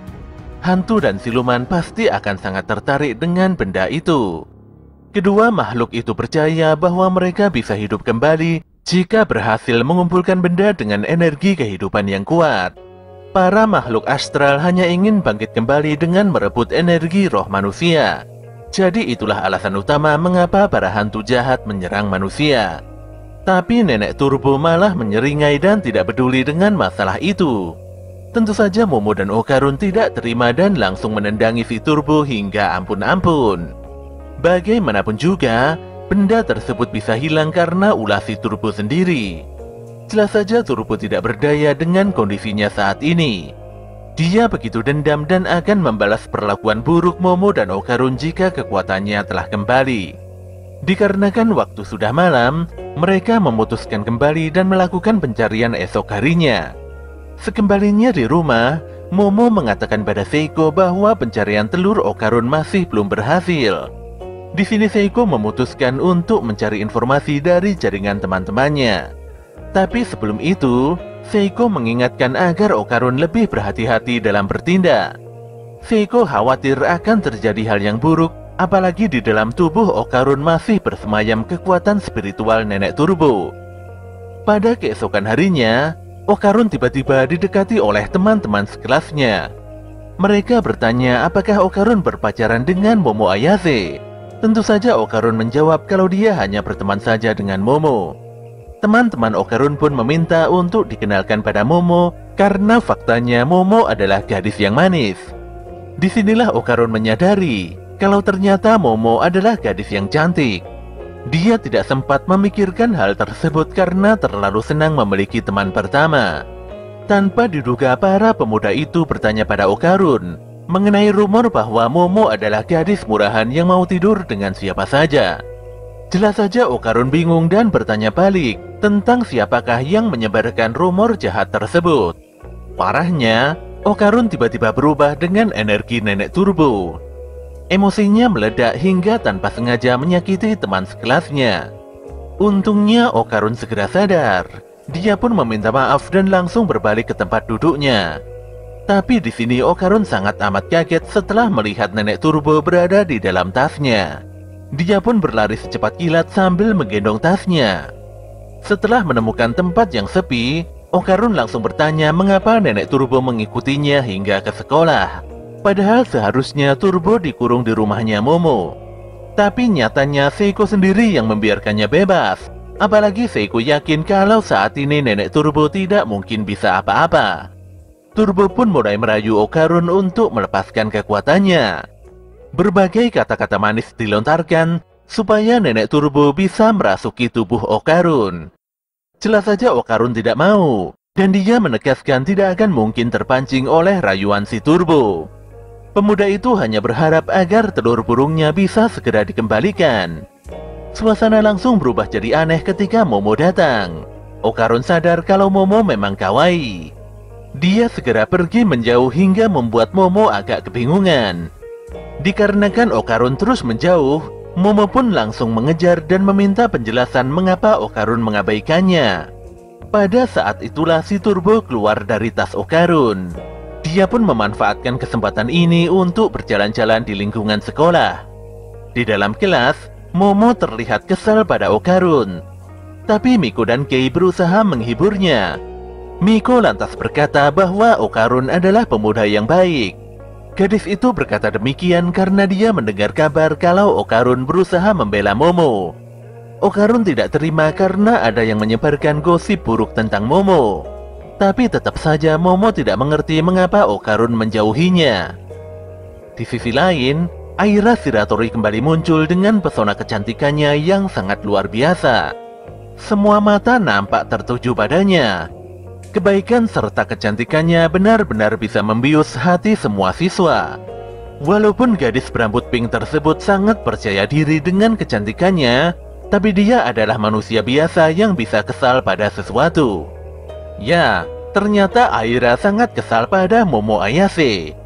Dia pun menyebarkan isu buruk tentang Momo demi menjatuhkan reputasi gadis tersebut.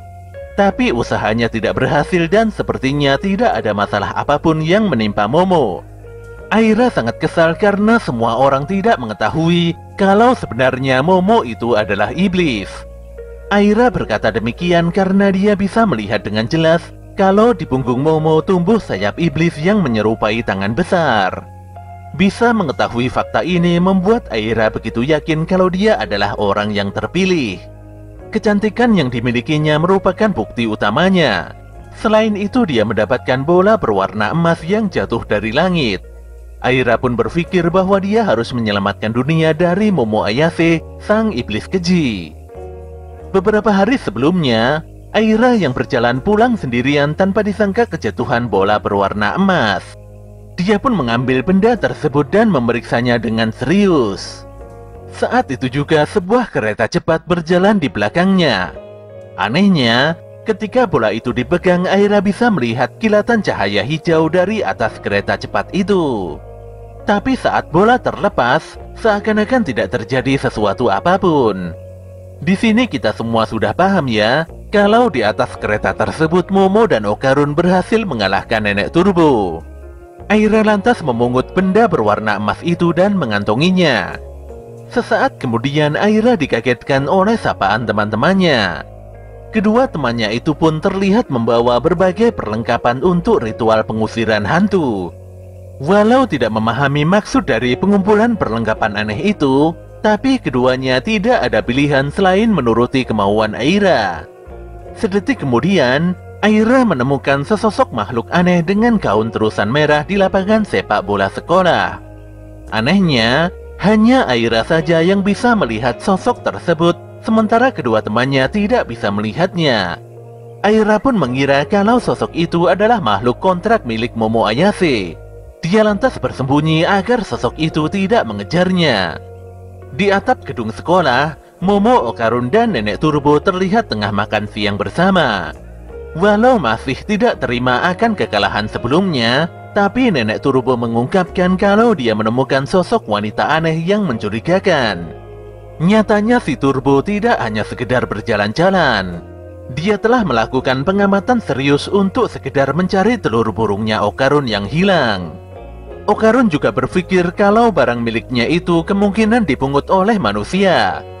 Turbo kembali mengatakan kalau telur burung Okarun adalah bola emas yang indah. Jadi tidak heran jika benda itu dipungut oleh siapapun.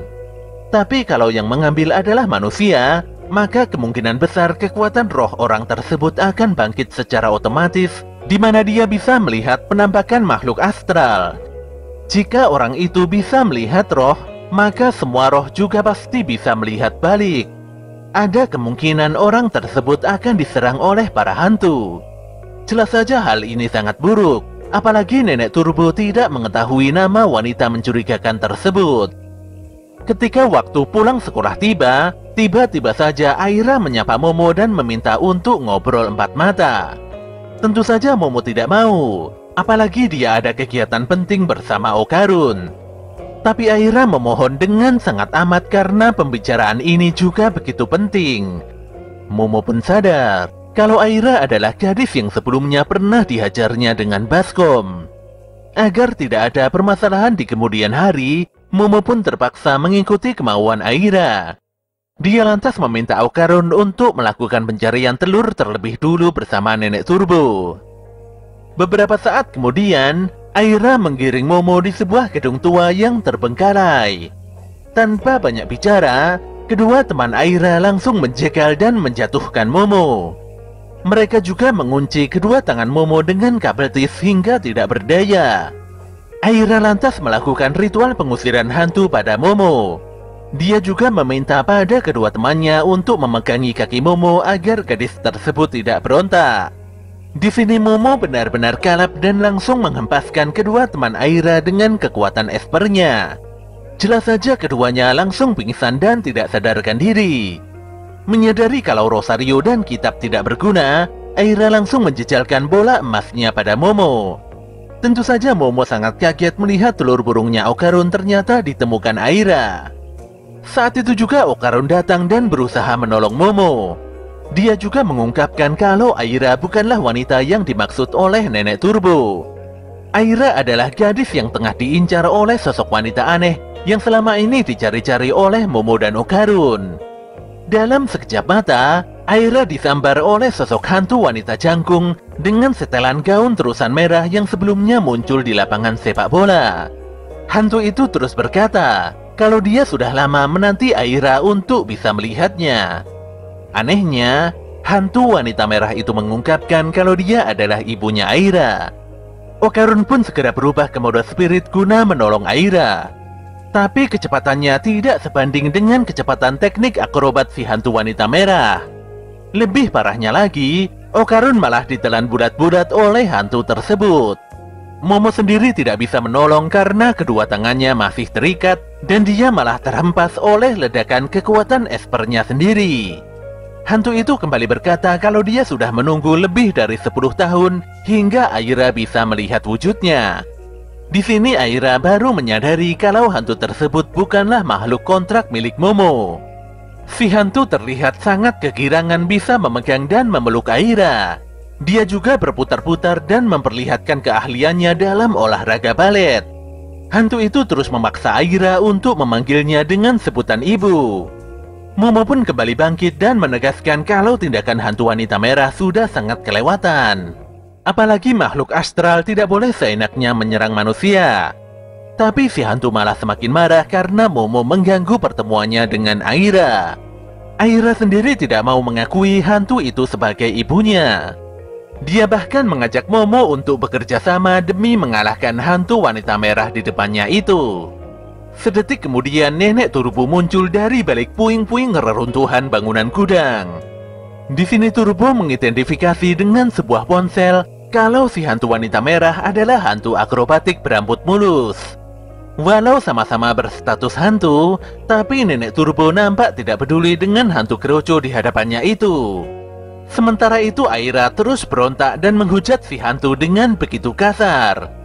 Dia bersikeras akan mengalahkan hantu akrobat demi menyelamatkan dunia.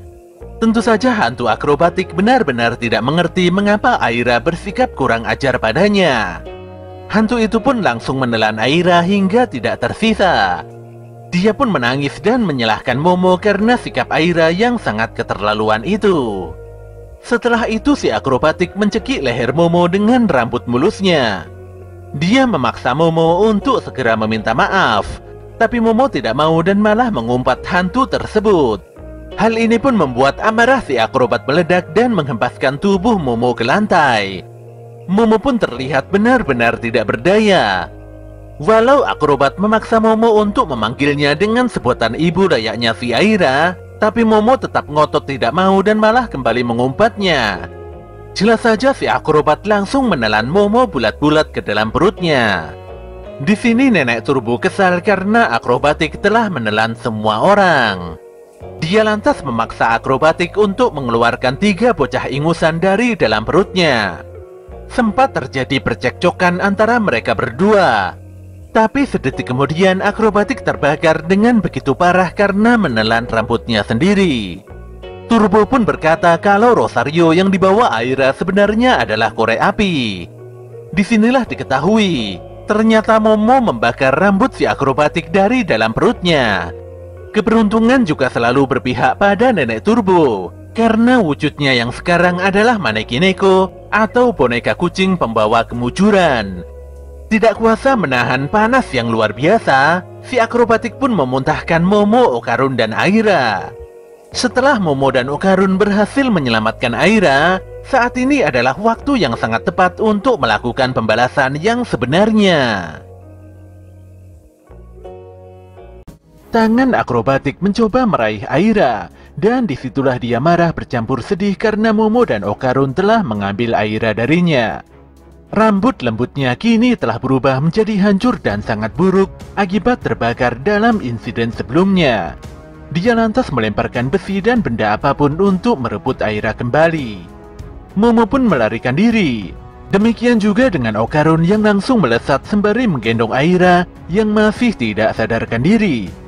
Dikarenakan kondisi bangunan yang sangat sempit dan banyak material, membuat Okarun tidak bisa berlari dengan leluasa.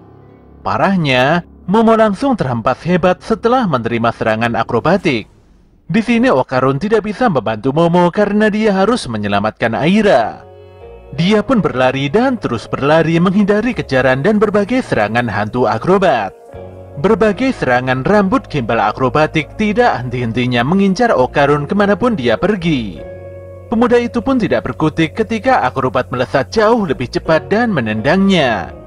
Aira pun nampak tergeletak dan benar-benar tidak berdaya. Saat ini hantu akrobat sama sekali tidak marah jika Aira tidak mau memanggilnya ibu. Dia hanya menginginkan agar bisa terus bersama Aira dengan cara memakan gadis malang tersebut. Jika hal itu terjadi, maka Aira akan menjadi darah dan daging si akrobat. Tanpa diduga gerakan si akrobatik tiba-tiba terhenti dan dia tidak bisa merengkuh Aira. Dan ternyata rambut gimbal hantu akrobatik telah tertahan oleh konstruksi bangunan gedung dengan begitu parah. Untuk melepaskan dirinya, si akrobat segera menendang konstruksi besi yang mengekang rambutnya. Tapi Momo yang kembali sadar tidak akan membiarkan hal itu terjadi. Gadis itu pun segera menahan kedua kaki si akrobat dengan kekuatan psikisnya. Dengan tegas Momo meminta Okarun untuk segera menggunakan mode seriusnya dan bersiap untuk menendang si akrobat sekuat mungkin. Tapi Okarun jadi bingung karena dia tidak pernah menendang dengan benar. Semua hal yang dilakukannya hanyalah insting untuk bertahan hidup saja. Tentu saja Momo tidak peduli dan memaksa Okarun melesatkan sebuah tendangan kuat. Keduanya pun benar-benar tidak memiliki banyak waktu, apalagi hantu akrobat mulai menghancurkan rambutnya sendiri demi bisa bebas. Situasi pun semakin tidak terkendali. Ditambah lagi kekangan Momo terlepas dan akrobatik menyerang dengan sangat beringas. Tapi sebelum hal buruk itu terjadi, Okarun segera pasang badan dan menyundul tubuh hantu akrobatik dengan begitu brutal. Alhasil, si akrobat pun terlempar parah hingga menabrak keras tembok bangunan sebelah. Walau Momo begitu senang dengan kekuatan Okarun, tapi Okarun sendiri terlihat KO dan tubuhnya serasa mau meledak. Di waktu yang sama, Nenek Turbo keluar dari tas Okarun. Dia agak kecewa karena Okarun tidak bisa memaksimalkan kekuatan spiritualnya. Turbo pun tidak memperdulikan hantu akrobat, karena serangan Okarun barusan pasti membuat energi roh si akrobat jadi melemah. Dia pun beranjak dan mengambil satu telur Okarun yang masih disimpan oleh si Aira. Setelah telur tersebut ditemukan, Momo dan Okarun pun terlihat benar-benar lega. Tapi suasana seketika berubah jadi sangat tegang setelah Nenek Turbo mengungkapkan kalau Aira telah meninggal dunia. Tentu saja Momo begitu kaget dan meminta Okarun memeriksa nadi Aira. Kenyataan ini memang begitu menyesakkan. Ditambah lagi Nenek Turbo berkata kalau manusia akan mati setelah dimakan oleh hantu atau siluman. Turbo melanjutkan bahwa Momo bisa selamat karena memiliki kekuatan Esper, sementara Okarun memiliki kekuatan roh. Setidaknya itu adalah alasan yang mudah mengapa keduanya masih bertahan hidup. Momo pun meminta Okarun untuk melakukan nafas buatan, sementara dia sendiri akan memompa jantung Aira dengan kekuatan Espernya. Proses penyelamatan pun dimulai, walau masih tidak membuahkan hasil. Turbo pun dengan santai menyampaikan kalau tindakan Momo dan Okarun tidak akan mungkin berhasil. Jika manusia telah tiada, maka tubuhnya hanya gumpalan daging yang tidak berarti. Momo pun begitu kesal dan mengusir sosok maneken Neko tersebut agar tidak mengganggu. Tapi di tengah proses penyelamatan tersebut, si akrobatik terlihat bangkit dan berjalan mendekati Aira. Okarun pun meminta Momo fokus menyelamatkan Aira, sementara dia sendiri akan meladeni hantu akrobatik. Nyatanya si akrobatik tidak berniat menyerang. Dia berkata bahwa cara Momo dan Okarun saat ini tidak akan mungkin bisa menghidupkan Aira. Hantu itu pun berniat memberikan auranya pada Aira. Bagi makhluk hidup, aura sama halnya dengan baterai yang bisa menghidupkan sebuah mesin. Akrobatik akan menggantikan aura Aira yang hampir padam. Tapi Momo menolak dengan keras pernyataan si akrobatik. Dia sangat khawatir kalau nanti hantu tersebut akan memakan Aira kembali. Mendengar hal itu, akrobatik langsung merobek mulutnya sendiri hingga berdarah-darah. Dengan begitu, dia tidak akan pernah bisa memakan orang lagi. Jika Momo masih tidak percaya, akrobat mempersilahkan gadis tersebut untuk menghantam kepalanya dengan tiang besi. Momo pun terdiam sejenak, tapi dia cukup terkejut setelah Nenek Turbo berkata kalau pernyataan si akrobat memang benar adanya. Aira akan segera tewas jika tidak memiliki aura. Dengan kesal Momo berkata kalau dia masih tidak mempercayai akrobat. Jika ada gelagat yang aneh sedikit saja dari si akrobat, maka Momo akan benar-benar menghancurkan hantu tersebut. Momo lantas meminta Okarun untuk berubah dan mengawasi si akrobat dengan serius.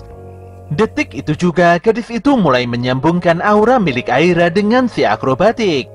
Ketika kekuatan Esper Momo menyentuh aura akrobatik, detik itu juga Shin berpindah pada kenangan masa lalu hantu tersebut saat dia masih menjadi manusia. Kala itu seorang wanita nampak terbangun di tengah malam. Dia pun berjalan pulang di tengah guyuran hujan yang begitu deras. Di tengah jalan dia melihat sebuah gaun terusan merah anak kecil di sebuah etalase toko pakaian. Walau cukup tertarik, tapi dia terus berjalan menuju kediamannya. Rasa capek yang sebelumnya memenuhi seluruh tubuhnya tiba-tiba lenyap begitu saja ketika putrinya memeluknya saat dia membuka pintu apartemennya. Wanita itu bekerja dengan sangat keras demi membahagiakan putri semata wayangnya. Di tengah kesibukannya, wanita itu selalu mengajarkan balet pada putrinya. Keduanya nampak menghabiskan hari demi hari dan waktu demi waktu dengan penuh kebahagiaan serta sukacita. Putrinya yang energik dan lucu adalah penyemangat dan alasan utama wanita tersebut untuk tidak pernah menyerah dalam menjalani hidup. Pada suatu hari, sang ibu itu menyisihkan gajinya untuk membeli gaun terusan merah yang pernah dilihatnya di toko tempo hari. Tentu saja gaun itu dibeli hanya untuk putrinya yang begitu lucu. Wajah penuh kebahagiaan pun tersungging jelas di antara keduanya. Hari-hari bahagia terus berjalan lancar tanpa ada masalah. Sungguh tidak bisa disangkal bahwa sang ibu ini benar-benar sangat menyayangi dan mencintai anaknya. Tapi saat malam menjelang, tiba-tiba saja anak tersebut menangis dengan begitu kencang. Ternyata apartemen mereka diserang oleh sekelompok yakuza. Sayangnya tidak diketahui secara pasti apa masalah utama yang melatar belakangi penyerangan ini. Seorang yakuza nampak menampar sang ibu hingga berdarah-darah. Lebih parahnya lagi, anak kesayangannya dibawa pergi begitu saja. Jelas saja wanita itu berontak dan ingin mempertahankan putri sematawayangnya. Tapi sebagai seorang wanita lemah, dia benar-benar tidak berdaya. Dia kembali dihajar hingga pingsan dan uang tabungannya juga dirampok. Beberapa saat kemudian dia sadar dan segera bangkit untuk mengejar putrinya. Tidak peduli dengan kondisinya sendiri, wanita itu terus berlari turun ke lantai dasar walau saat itu hujan turun dengan deras. Tapi apalah dayanya, walau menemukan mobil para yakuza, tapi wanita itu tidak sanggup menghentikannya. Dia pun terkapar dan meninggal dunia karena terlalu banyak mengeluarkan darah. Di dalam ingatannya, dia selalu mengingat putri kecilnya yang begitu baik. Tapi sayangnya kini dia mulai tidak bisa mengingat sosok putrinya lagi. Dia pun merasa kehilangan sesuatu yang sangat berharga. Namun anehnya ada seorang bocah yang memanggil dan mendekatinya. Ternyata bocah itu salah paham karena dia mengira kalau si wanita malang tersebut adalah ibunya. Ya, bocah itu adalah Aira Shiratori. Aira pun dinasehati bapaknya agar tidak keluyuran sendirian. Ketika Aira bertanya di mana ibunya saat ini, sang bapak pun menjawab kalau sang ibu telah pergi ke tempat yang sangat jauh dan tentunya tidak akan pernah pulang untuk selama-lamanya. Ternyata ibu Aira telah meninggal dunia. Di sini wanita yang telah menjadi hantu itu pun kembali mengingat kenangan tentang putrinya. Dia pun terobsesi dan menganggap kalau Aira adalah putri yang sangat disayanginya. Tiba-tiba saja rambutnya tumbuh menjuntai ke tanah, dan dia berjanji untuk melindungi Aira dengan segenap kekuatannya. Hantu itu juga tidak akan membiarkan siapapun menyakiti Aira. Sesaat kemudian Momo tersadar dan tiba-tiba meneteskan air matanya. Bersamaan dengan itu Aira telah sadar dan hidup kembali. Momo pun meminta Okarun untuk tidak menyerang akrobatik Silky. Di sini akrobat meminta maaf pada Aira, di mana seharusnya dia memiliki tanggung jawab untuk melindungi gadis tersebut bukan malah menyakitinya. Tubuhnya pun perlahan hancur karena auranya telah dipindahkan pada Aira. Kenyataan ini begitu ironis karena hantu tersebut masih menyisakan penyesalan yang begitu dalam. Parahnya, hal ini membuatnya tidak bisa pergi ke alam baka. Nenek Turbo pun menjelaskan kalau akrobatik Silky akan berpindah pada ruang ketiadaan dan akan hilang hingga tidak bersisa. Dia akan menghilang dari dunia manapun dan akan dilupakan oleh semua orang, baik yang masih hidup ataupun yang sudah mati. Di dalam ingatan terakhirnya, akrobatik ingin kembali membelikan baju untuk anaknya yang lebih imut. Dia ingin kembali menghabiskan waktunya dengan benar dan lebih banyak untuk putrinya. Hantu itu sangat sedih karena telah membuat putrinya hidup menderita. Penyesalannya pun benar-benar sangat mendalam.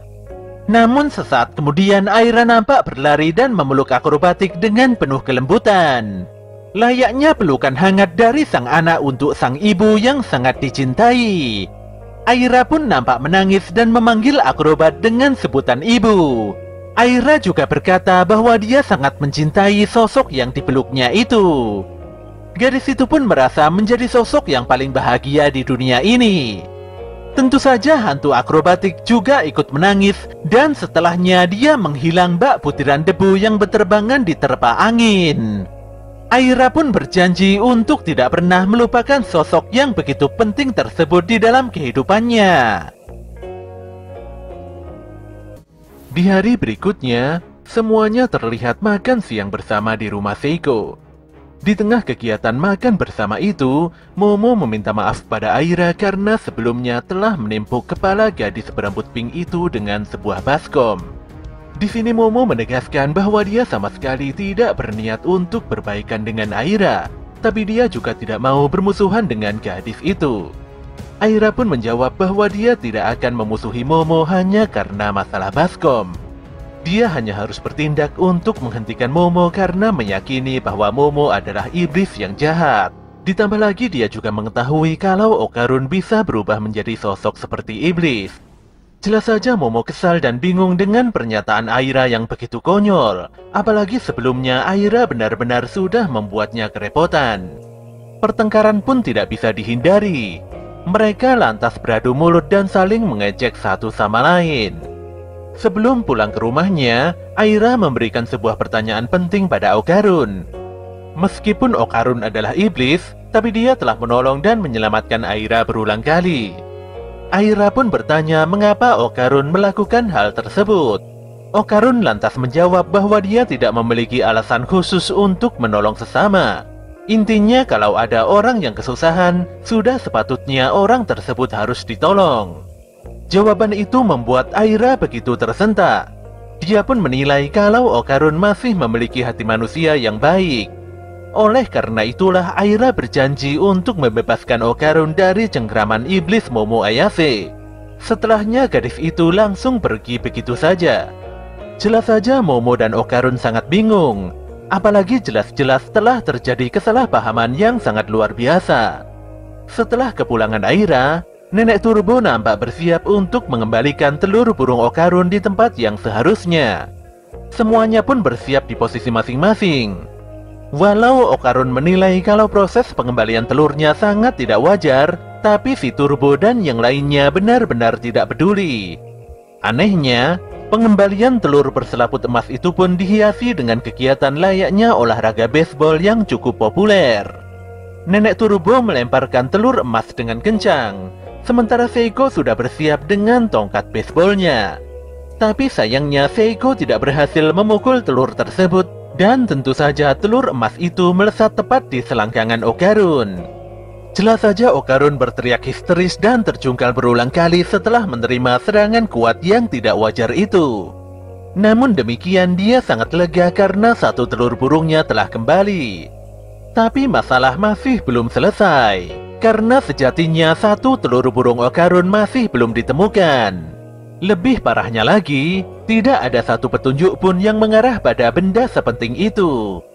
Untuk mendapatkan informasi tambahan, Momo pun meminta Okarun untuk mengecek forum-forum okultisme di internet.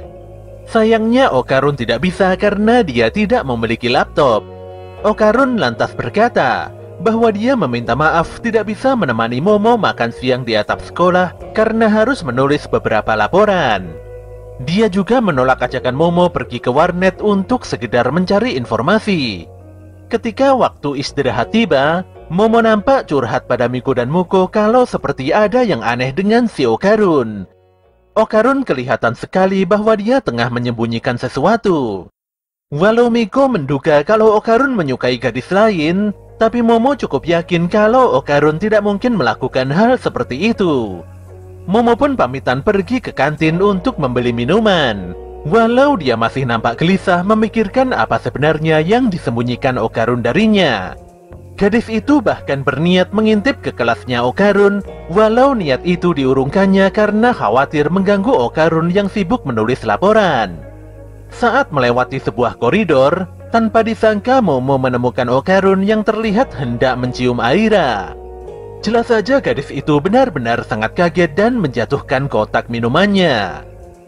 Oke, saat ini kita beralih pada sisi Okarun. di mana pemuda itu terlihat tengah sibuk melatih fisiknya. Okarun sangat sadar bahwa nanti pasti akan muncul musuh yang berbahaya dalam upaya mencari telur burungnya. Oleh sebab itu dia harus berlatih serius agar menjadi lebih kuat.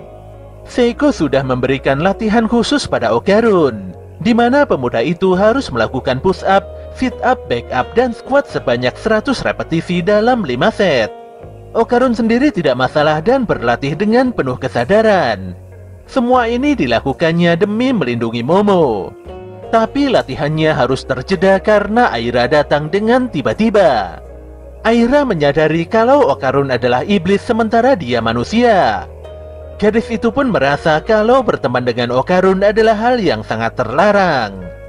Walau Okarun berusaha menjelaskan bahwa dia bukanlah iblis, tapi Aira sepertinya tidak mendengarkan. Sambil menahan malu, Aira mendekati Okarun dan berusaha menciumnya. Jelas saja Okarun berontak dan mendorong tubuh Aira agar menjauh. Dia pun bertanya mengapa tiba-tiba Aira melakukan hal yang tidak senonoh seperti itu.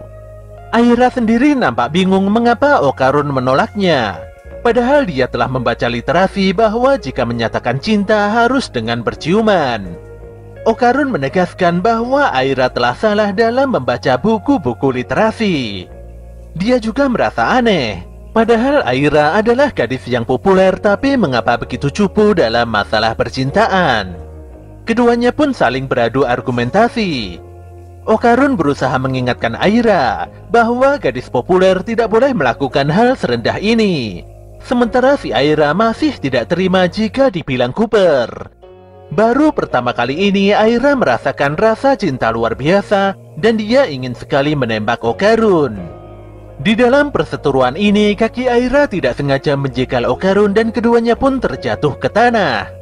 Saat itulah scene ini nyambung dengan pandangan Momo yang sebelumnya melihat kesalahpahaman ini. Jelas saja Momo sangat geram dan langsung pergi begitu saja. Okarun pun menyusul Momo dan berusaha menjelaskan bahwa semua ini adalah kesalahpahaman. Namun Momo sudah sangat kesal, dan dia terus menyindir Okarun karena sudah membohonginya. Jadi apapun alasannya, Momo sudah tidak mau mendengarkan alibi Okarun. Gadis itu pun berlalu meninggalkan Okarun yang sudah kehabisan kata-kata. Di dalam kelasnya, Okarun cukup sadar bahwa memang tidak seharusnya dia membohongi Momo. Awalnya dia berpikir bahwa menjadi lebih kuat tanpa ada yang mengetahui itu sangat keren. Namun jika berbohong itu adalah sebuah kesalahan. Sambil melatih tubuhnya, dia berjanji untuk menjadi lebih kuat tanpa alasan apapun lagi. Anehnya, saat itu Okarun merasakan adanya gelombang air di bawah kakinya. Dan lebih parahnya lagi, semua teman-teman sekelasnya tiba-tiba menghilang bak di telan bumi. Di tengah kebingungannya, dia mendengar cerita Aira dan segera mendatangi gadis tersebut. Aira sendiri tidak mengerti mengapa semua orang menghilang. Dia pun menduga kalau suasana yang begitu gelap ini adalah ulah Momo Ayase. Okarun lantas mendatangi kelas Momo, tapi dia tidak menemukan Momo karena gadis tersebut berada di ruangan lain. Shin pun berpindah pada Momo yang nampak begitu kebingungan terjebak sendirian di tengah lorong. Dia pun segera bersembunyi setelah menyadari bahwa ada sesosok makhluk tidak dikenal yang muncul di ujung koridor.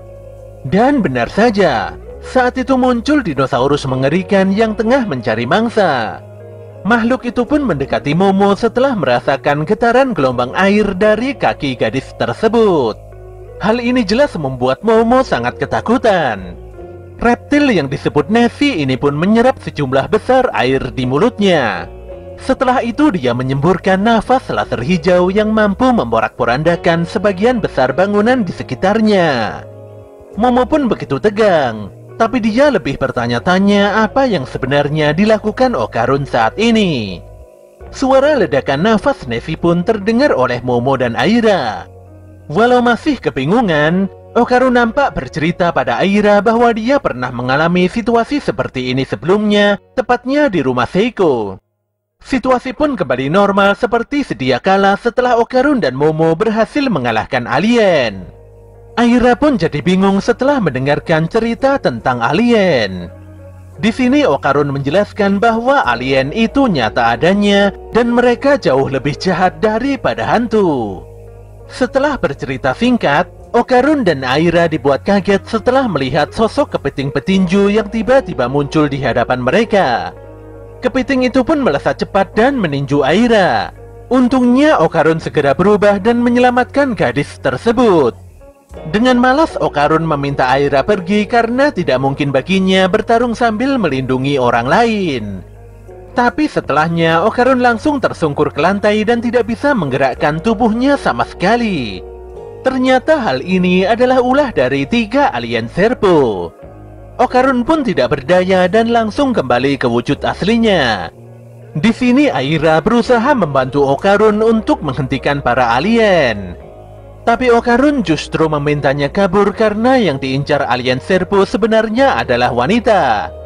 Seekor alien pun menghempaskan Aira dengan kekuatan psikisnya hingga membuat gadis tersebut pingsan di tempat. Sebenarnya para alien begitu heran mengapa Aira bisa berada di ruangan hampa ini. Padahal seharusnya hanya orang dengan kemampuan spiritual tinggi yang bisa mengaksesnya. Si alien kembali berkata bahwa mereka mendatangi tempat ini untuk mengambil kembali burungnya Okarun. Mereka menyadari kalau burungnya Okarun sangat hebat dan bisa melampaui kemampuan teknologi alien serpo. Oleh karena itulah mereka ingin menguasai kemampuan tersebut dengan membedah tubuh Okarun.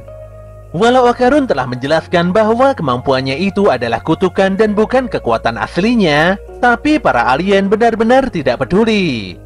Pemuda itu pun sangat kesal karena tidak bisa berubah dan melakukan perlawanan. Kondisi saat ini sama persis seperti saat kutukannya ditahan oleh kekuatan Esper Momo Ayase. Ketika para alien mengangkat Okarun dan hendak mengulitinya, saat itu juga seuntai rambut melilit leher dan menghempaskan para alien serpo. Ternyata rambut tersebut milik Aira, di mana dia telah dirasuki oleh kekuatan kutukan hantu akrobatik rambut mulus. Dalam sekali serangan, Aira berhasil mengalahkan 2 alien serpo dengan begitu mudah. Tapi di sini dia agak bingung mengapa dia mendapatkan kutukan kekuatan akrobatik. Alien yang tersisa pun baru menyadari kalau Aira memiliki kekuatan supranatural. Jadi itu adalah alasan yang cukup masuk akal mengapa Aira bisa memasuki zona hampa ini.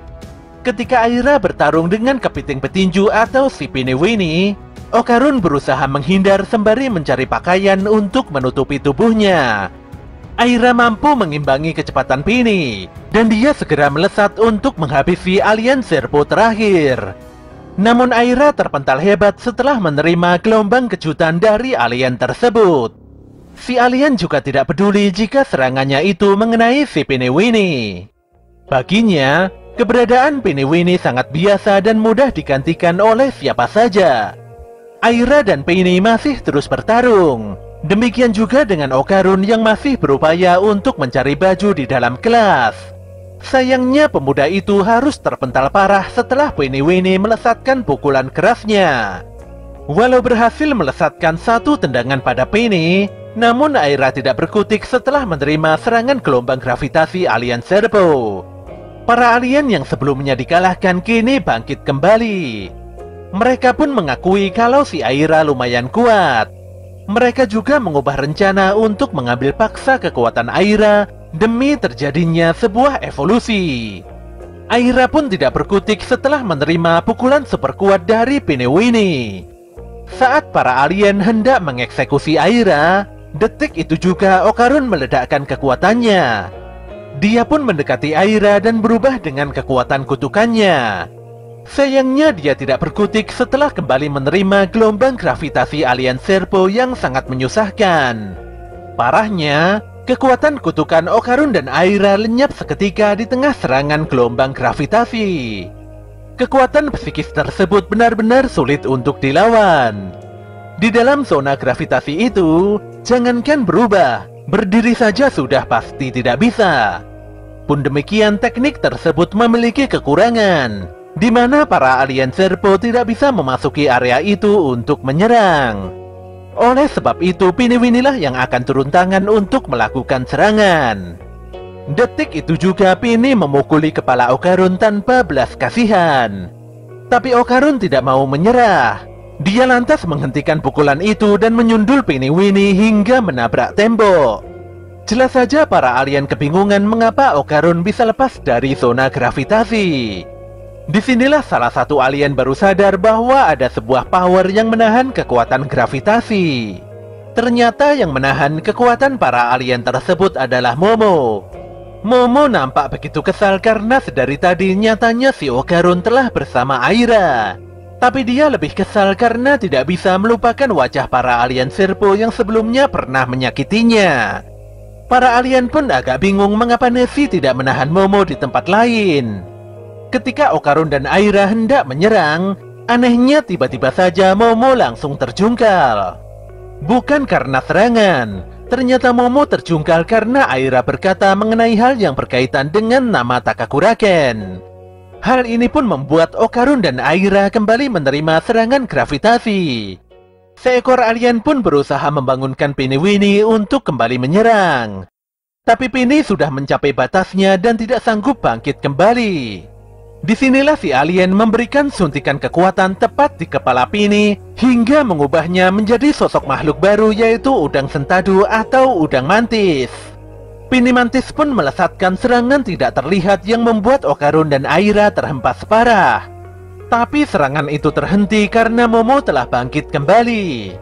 Kekuatan Momo begitu hebat hingga mampu mendorong balik kekuatan psikis para alien Serpo.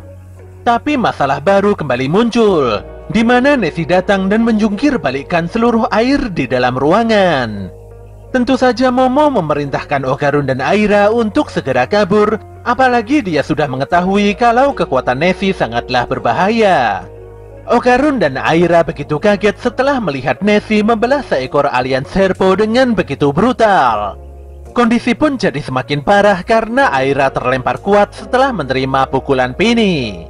Ternyata kekuatan baru Pini akan semakin mengerikan jika dia menyerang dari dalam air. Untungnya udang itu tidak bisa bertahan lama-lama di dalam air karena dia bernafas dengan menggunakan paru-paru. Setelah mengetahui kelemahan itu, sayangnya Okarun tidak bisa berlari di dalam air dengan kekuatan kutukannya. Momo dan Okarun pun harus kabur dan berenang secepat kilat menghindari serangan Pini. Mereka benar-benar harus memutar otak untuk melakukan serangan, sekaligus menyelamatkan Aira yang masih tenggelam dan tidak sadarkan diri.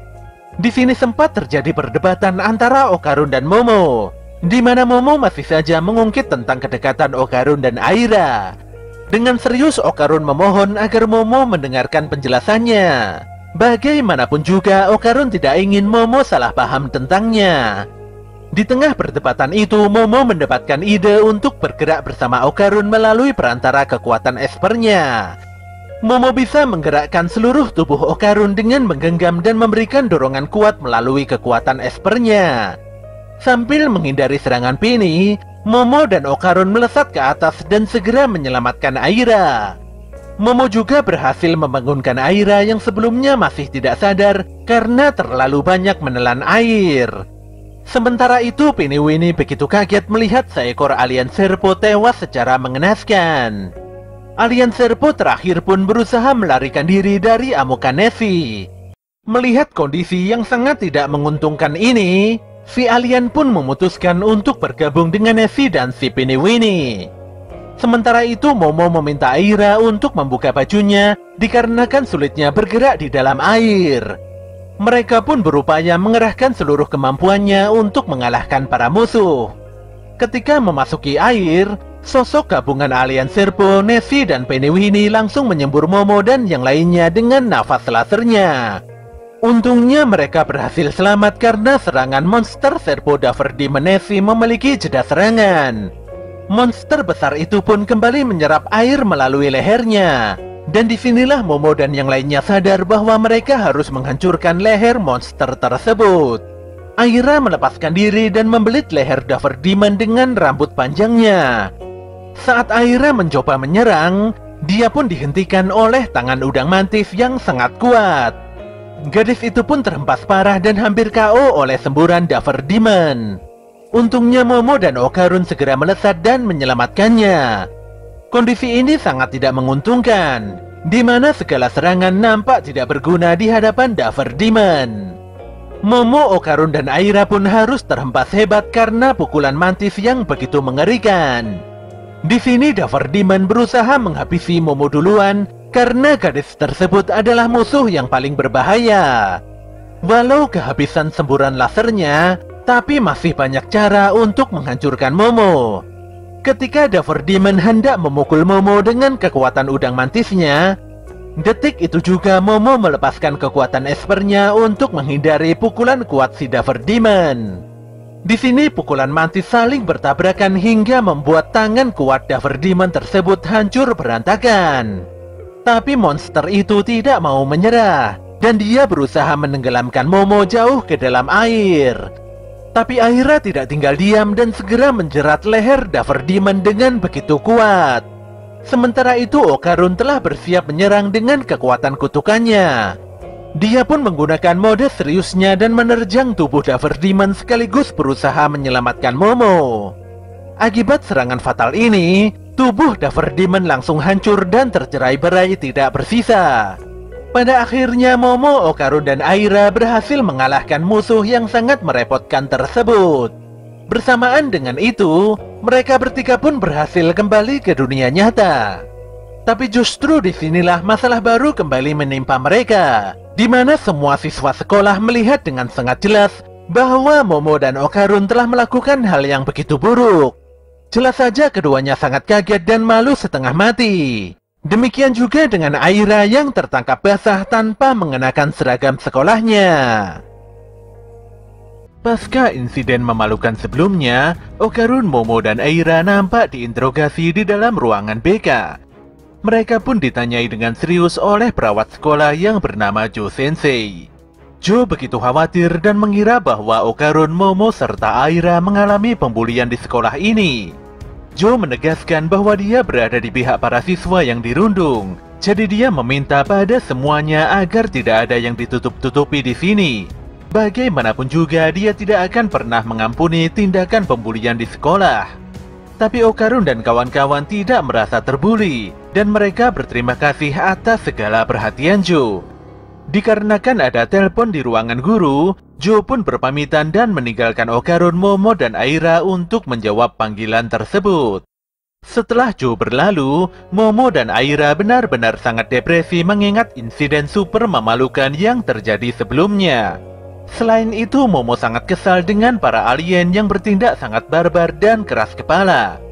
Dengan tenang, Okarun mengungkapkan bahwa sebenarnya dialah yang saat itu diincar oleh para alien. Alien Serpo tersebut jelas sangat menginginkan kekuatan spiritual nenek turbo. Okarun juga mengkhawatirkan Aira, karena gadis tersebut saat ini bisa menggunakan kekuatan spiritual Acromulus. Pemuda itu pun berpikir bahwa semua manusia yang memiliki kekuatan spiritual akan menjadi target para alien. Tapi di sini Momo merasa aneh. Menurutnya, jika alien menginginkan kekuatan spiritual, harusnya mereka bisa lebih mudah jika langsung menyerang siluman atau hantu. Disinilah Okarun tersentak dan mulai berpikir bahwa walau para alien memiliki sains dan teknologi yang begitu maju, tapi ada perdebatan mengapa mereka tidak bisa menyerang bumi. Dengan serius dia menjelaskan bahwa kemungkinan besar dunia ini dilindungi oleh para siluman dan hantu itu sendiri. Tidak hanya di Jepang, legenda tentang makhluk halus telah tersebar di seluruh dunia. Itu berarti bahwa siluman memang melindungi bumi dari invasi alien. Sadar tidak bisa menyerang bumi begitu saja, para alien nyatanya menyerang dan meneliti manusia-manusia istimewa dengan kekuatan spiritual. Tentu saja semua itu bertujuan untuk mengembangkan teknologi dan menang melawan para siluman. Sambil menggebu-gebu, Okarun malah menduga kalau satu telur burungnya yang hilang telah diambil oleh alien. Tapi Momo dan Aira nampak tidak peduli. Sepertinya mereka berdua benar-benar masih trauma dengan kejadian memalukan sebelumnya. Aira pun berencana menyalahkan Momo karena faktanya memang demikian. Tapi di sini Momo sudah malas dan capek, jadi dia akan membiarkan Aira melakukan sesukanya. Aira pun didatangi dua temannya, dan kedua temannya itu langsung menjauhkan Aira dari Momo Ayase. Momo pun sudah tidak peduli dan tidak mau memberikan klarifikasi. Dia juga pasrah saja jika dianggap sebagai penjahat. Namun yang lebih penting dari itu semua, Momo meminta Okarun untuk menjelaskan secara detail tentang apa yang sebenarnya telah terjadi antara Okarun dan Aira. Okarun pun menjelaskan apa yang terjadi antara dia dan Aira. Okarun juga menyampaikan bahwa sebenarnya dia tengah melatih fisiknya sesuai arahan Seiko. Pemuda itu ingin sekali menjadi lebih kuat tanpa diketahui oleh siapapun. Lebih dari itu, dia hanya ingin Momo menganggapnya keren. Pengakuan Okarun benar-benar membuat Momo sangat terkejut. Tapi dia malah usil dan menggoda Okarun. Jelas saja Okarun berusaha menguatkan diri dan tidak terpancing. Tanpa disangka Miko dan Muko muncul hingga membuat Momo dan Okarun begitu kaget. Miko dan Muko sungguh tidak mengerti mengapa Momo menghilang begitu saja di tengah pelajaran. Mereka pun begitu kaget dengan rumor buruk yang beredar mengenai Momo dan Okarun. Di sini keduanya memberikan analisis permasalahan, walau hipotesa mereka benar-benar sangat ngawur. Di sisi lain, Aira nampak disidang oleh teman-teman sekelasnya. Semuanya pun nampak serius menanggapi permasalahan Aira. Pun demikian, semuanya akan melakukan apa saja demi membantu Aira. Tentu saja Aira sangat senang. Tapi saat ini dia tidak ingin terlalu membahas masalah ini. Dia malah akan senang jika semua teman-temannya itu membiarkannya sendiri dulu. Walau Aira ingin membuat kejadian ini hilang seperti debu yang tertiup angin, namun dia malah jadi tidak tenang ketika semua teman sekelasnya menyalahkan Momo. Ketika kondisi sudah semakin panas, Aira pun mengungkapkan bahwa dialah yang menyebarkan gosip miring tentang Momo Ayase. Pernyataan itu pun membuat seisi ruangan kelas tiba-tiba hening. Aira lantas mengakui semua kesalahannya, dan dia meminta pada semua teman-temannya untuk tidak merendahkan Momo lagi. Gadis cantik itu pun berlalu, dan meninggalkan semua temannya yang masih nampak tidak percaya. Aira pun duduk termenung sendirian di taman sekolah. Dia begitu lesu karena menyadari kalau ketenarannya sudah hancur. Di tengah keterpurukannya, Aira jadi kaget karena Momo mendatanginya. Momo pun ngobrol santai, sementara Aira begitu tantrum dan meminta Momo untuk menjauhinya saja. Tanpa disangka keduanya malah didatangi oleh si Piniwini. Dalam keadaan yang sangat lemah, Pini berkata bahwa dia harus mengumpulkan uang demi keluarganya. Aira pun segera berubah wujud sementara Momo telah bersiap untuk bertarung. Tapi anehnya si Pini langsung ambruk begitu saja. Alien itu pun menangis dan mengingat tentang anak sematawayangnya yang bernama Chikuitita. Ketika sadar, dia menemukan dirinya telah berada di rumahnya Seiko. Seluruh badannya diperban dan nyatanya dia mendapatkan pertolongan medis. Alien itu agak bingung melihat Momo dan yang lainnya nampak bersiaga. Dia juga mendapatkan makanan yang sebelumnya sudah disiapkan oleh Momo. Walau awalnya semua orang begitu waspada, tapi Piniwini malah tertunduk dan menangis. Pini sungguh tidak menyangka sudah diobati, dan ini adalah pertama kalinya dia mendapatkan perlakuan yang begitu baik. Sambil memakan hidangan di depannya, Pini pun berjanji untuk tidak menyakiti semua orang di tempat ini. Setelah menyantap hidangannya, Pini pun mulai mengungkapkan bahwa putranya tengah sakit. Chikuitita mengalami pendarahan yang terus keluar melalui anus dan cairan urinnya. Jika tidak diberikan darah baru setiap hari, Chikuitita dipastikan akan meninggal dunia. Pini lantas berkata bahwa istrinya telah meninggal karena penyakit yang sama. Untuk mengobati penyakit ini, Pini membutuhkan uang yang sangat banyak. Dia pun bercerita bahwa planetnya mengalami zona konflik berkepanjangan dan semuanya tidak memiliki sumber penghasilan. Oleh karena itulah ras Pini harus mencari uang asing dari dunia lain. Semuanya bisa mendapatkan pekerjaan sebagai bodyguard karena memiliki fisik yang sangat kuat. Tapi faktanya Pini lebih lemah dari alien kebanyakan, dan hal ini membuatnya tidak memiliki pekerjaan yang cocok. Dia pun mendapatkan pekerjaan ilegal dan lebih berbahaya daripada biasanya. Akibat kelemahannya ini, Pini pun harus kehilangan istrinya. Anaknya pun harus menjalani masa-masa yang begitu sulit. Alien itu pun menangis setelah menyadari kalau dia sangatlah lemah. Merasa prihatin dengan permasalahan yang dialami Pini, Okarun pun bertanya apa yang bisa dilakukannya untuk membantu meringankan permasalahan alien tersebut. Dia juga akan berusaha untuk menemukan telur burungnya yang endingnya bisa membantu menyelesaikan masalah Pini. Walau mendapatkan banyak sanggahan dari Momo, namun Okarun tidak peduli dan akan berusaha membantu Pini semaksimal mungkin. Di sini Aira menegaskan kalau dia juga akan membantu Okarun. Mendengar hal ini membuat Pini kembali meneteskan air matanya. Bagaimanapun juga, alien itu merasa bahwa perlakuan baik yang diterimanya ini sudah lebih dari cukup. Dia pun kembali berjanji untuk tidak lagi menyakiti para manusia. Pini lantas bangkit dan hendak kembali ke tempat asalnya. Namun sebelum itu Seiko langsung menghentikannya. Wanita itu pun mengetahui bahwa cairan putih si Piniwini merupakan darah. Dia lantas berkata bahwa darah yang keluar dari perban di tubuhnya Pini memiliki aroma yang begitu khas di hidungnya. Sesaat kemudian Seiko nampak menyiapkan segelas susu dan meminta Pini untuk segera meminumnya.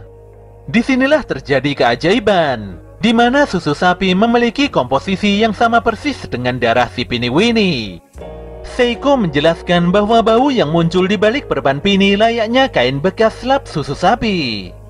Dia pun tidak heran kalau darah Piniwini tidak lain adalah susu sapi itu sendiri. Seiko lantas melanjutkan kalau dia akan mengontak temannya untuk memberikan seekor sapi perah untuk Pini. Jelas saja Pini langsung menangis sekencang mungkin karena kebaikan Seiko tersebut. Malam itu juga seekor sapi nampak diangkut ke dalam pesawat UFO milik Piniwini. Alien itu sangat berterima kasih atas segala bantuan yang diberikan Seiko dan yang lainnya. Sampai kapanpun juga, Pini tidak akan pernah melupakan kebaikan semuanya. Jika suatu hari nanti terjadi sesuatu hal, Piniwini pasti akan berpihak pada Momo dan yang lainnya. Sesaat kemudian pesawat Pini pun terlihat melesat ke angkasa dan hilang begitu saja bersama pekatnya langit malam. Masih di malam hari itu juga, Momo terlihat bersitegang dengan neneknya sendiri. Seiko lantas meminta Momo untuk membukakan pintu depan karena ada tamu yang bertandang ke rumah ini. Disinilah Momo sangat kaget ternyata yang bertamu ke rumah neneknya itu adalah Jin Enjoji alias Jiji. Seiko pun telah mengetahui maksud kedatangan Jiji melalui ibu pemuda itu. Seiko juga menjelaskan pada Okarun bahwa Jiji adalah teman semasa kecil Momo dan juga cinta pertama gadis tersebut. Fakta ini pun membuat Okarun sangat kaget dan jantungnya berdegup kencang. Setelah mendapatkan info dari Seiko bahwa Jiji merupakan teman semasa kecil serta cinta pertamanya Momo, Okarun pun agak tidak percaya. Pemuda itu pun melihat kalau Jiji adalah sosok lelaki keren yang jago berolahraga. Selain itu kelihatannya Jiji adalah pemuda yang baik hati dan sopan. Dengan semua kelebihan itu, sudah tidak mengherankan jika Momo menyukai pemuda tersebut. Tapi semua penilaian positif itu langsung ambiar setelah Jiji menunjukkan sikap aslinya. Pemuda itu dengan terang-terangan memuji dan merayu Momo di hadapan semua orang. Jelas saja Momo begitu lesu dan menganggap kalau si Jiji sangat menyebalkan. Tapi anehnya Jiji terlihat cuek saja dan malah semakin bersemangat. Pemuda itu bahkan tidak sungkan memuji kecantikan Seiko, yang tentu saja membuat wanita itu begitu senang. Momo sendiri tidak mengerti mengapa Seiko mengizinkan Jiji memasuki rumah. Dan disinilah Momo sangat kaget kalau ternyata mulai malam ini Jiji akan tinggal bersama di dalam rumah ini. Walau Momo sangat menolak keputusan ini, sayangnya dia tidak bisa berbuat apa-apa karena ini adalah keputusan Seiko. Okarun agaknya juga kaget, namun Aira mengira kalau Momo tengah merencanakan sesuatu hal yang buruk untuk melawannya. Jelas saja Aira langsung melabrak dan menantang Momo untuk pertarungan final. Gadis itu pun langsung berlari pulang setelah menyatakan perlawanannya. Jelas saja Momo sangat bingung dan kesal mengapa banyak sekali masalah aneh yang bermunculan belakangan ini. Sedetik kemudian Okarun berpamitan pulang pada Momo, walau dia terlihat begitu lesu dan sangat tidak bersemangat. Walau Momo memintanya untuk bertemu kembali besok di sekolah, tapi entah mengapa Okarun merasakan kegelisahan dan rasa sakit yang begitu luar biasa di dalam dadanya. Ketika waktu makan malam tiba, Momo nampak masih tidak terima mengapa Jiji harus tinggal di rumah ini. Dia pun meminta penjelasan secara detail mengapa Seiko mengizinkan Jiji tinggal di sini. Seiko pun menjawab bahwa kedua orang tua Jiji masuk rumah sakit, tapi Momo tidak bisa menerima penjelasan sesimpel itu. Menurutnya Jiji harusnya bisa saja tinggal di rumah saudaranya saja. Seiko pun berkelit bahwa sebagai manusia sudah sewajarnya saling membantu dan tolong-menolong. Parahnya, Jiji pandai sekali memuji dan merayu. Jelas saja Seiko begitu senang dan langsung memberikan Jiji banyak sekali makanan enak. Fakta ini pun membuat Momo benar-benar menyerah dan menghela nafas panjang. Momo dan Jiji lantas mencuci dan membersihkan peralatan makan berdua. Di sini Momo masih merasa aneh saja. Padahal saat masih SD dia tidak pernah merasa begitu akrab dengan Jiji. Tanpa disangka Jiji meminta maaf karena dulu dia pernah mengolok-olok keluarga Momo. Walau sudah sangat terlambat, tapi Jiji benar-benar sangat menyesali tindakan bodohnya waktu itu. Jiji lantas berkata bahwa kini dia bisa melihat penampakan hantu. Jelas saja Momo agak terkejut. Gadis itu bahkan mengira kalau Jiji telah mengambil telur burungnya Okarun. Tapi Jiji benar-benar tidak mengetahui masalah kintamannya Okarun, dan Momo langsung meminta pemuda tersebut untuk melupakan pembicaraan barusan. Jiji pun bercerita bahwa dia pindah rumah di pedalaman pegunungan ketika menginjak bangku SMP.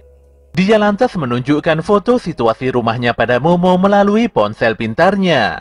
Pada dasarnya Jiji begitu senang karena dia menyukai tempat yang banyak pemandangan alamnya. Rumah barunya juga terlihat begitu besar dan sangat bagus. Pada awalnya Jiji sangat bersemangat tinggal di dalam rumah itu. Tapi secara perlahan dia mulai merasakan adanya suatu kejanggalan dan keanehan. Jiji sungguh tidak bisa menjelaskan keanehan yang terjadi di rumahnya itu. Pokoknya semua hal yang ada di sana terasa begitu berbeda daripada biasanya. Sayangnya kedua orang tuanya seakan tidak peduli dan tidak mau mendengarkan penjelasan Jiji. Jadi pemuda itu hanya bisa menganggap kalau semua keanehan itu hanya perasaannya saja. Jiji lantas menjalani kehidupannya secara normal sambil mengabaikan semua kejanggalan yang ada. Tapi disinilah muncul sosok makhluk astral yang memaksa Jiji untuk mengakui keberadaannya. Hantu itu dengan sengaja telah menampakkan dirinya di hadapan Jiji. Dan sejak saat itu Jiji selalu bisa melihat sosok hantu mengerikan tersebut. Anehnya, kondisi kesehatan kedua orang tua Jiji nampak semakin memburuk pasca insiden penampakan itu. Oleh karena itulah Jiji meminta beberapa pengusir hantu terkenal untuk membereskan sosok hantu di dalam rumahnya. Tapi anehnya 3 dari 5 pengusir hantu tersebut mengakhiri hidupnya secara tiba-tiba. Jiji pun putus asa karena pengusir roh kelas elit masih tidak sanggup melakukan pembasmian.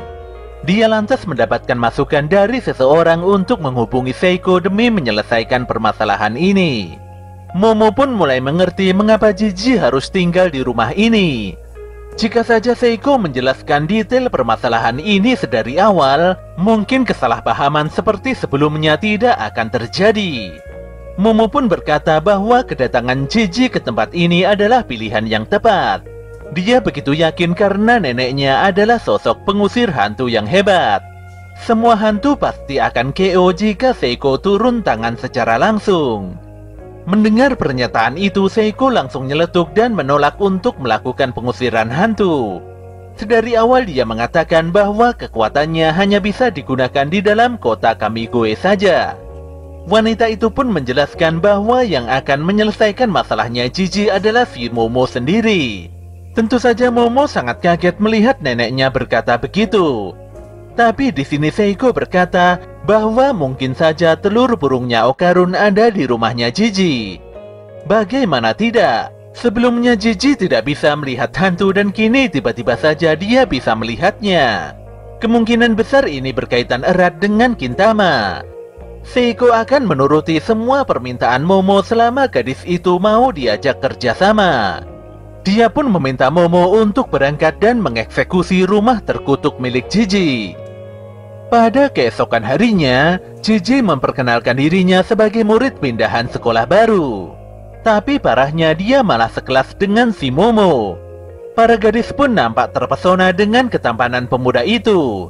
Tapi tidak sedikit juga para pemuda yang sangat membencinya.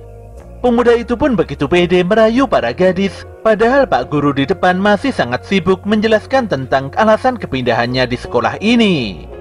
Miko dan Muko bahkan sampai terbuai. Sementara Momo nampak begitu malu melihat kelakuan aneh teman semasa kecilnya itu. Di sisi lain, Okarun nampak begitu lesu memikirkan kejadian kemarin malam. Dia sangat penasaran apakah si Momo masih mencintai Jiji seperti saat masih SD. Bagaimana tidak, Jiji terlihat begitu akrab dan tidak memiliki batasan dengan Momo. Jika Momo sampai berpacaran dengan Jiji, Okarun seperti merasa tersisihkan. Dia juga sempat berpikir apakah Momo masih mau berteman dengannya lagi, dan berhenti membicarakan hal tentang okultisme serta lainnya. Walau benar-benar sangat depresi, tapi Okarun berusaha bangkit dan menyemangati dirinya sendiri. Tiba-tiba dia bergegas pergi ke halaman belakang sekolah untuk berolahraga. Sambil terus melatih tubuhnya, Okarun berusaha menyingkirkan semua hal negatif yang selama ini berada di dalam otaknya. Tapi di tengah latihannya, Okarun begitu kaget melihat Momo mendatanginya.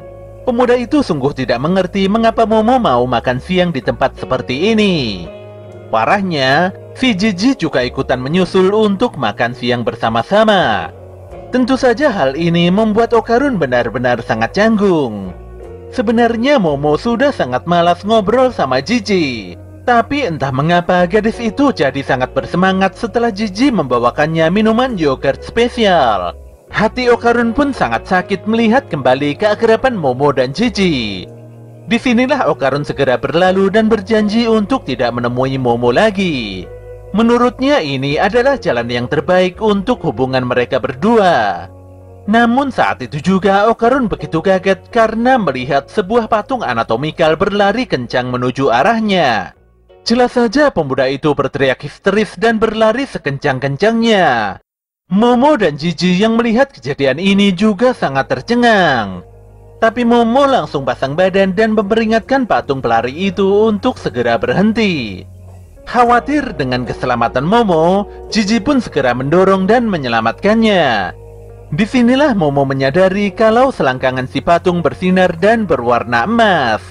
Dia pun berkata mungkin itu adalah Gintama atau telur burungnya Okarun.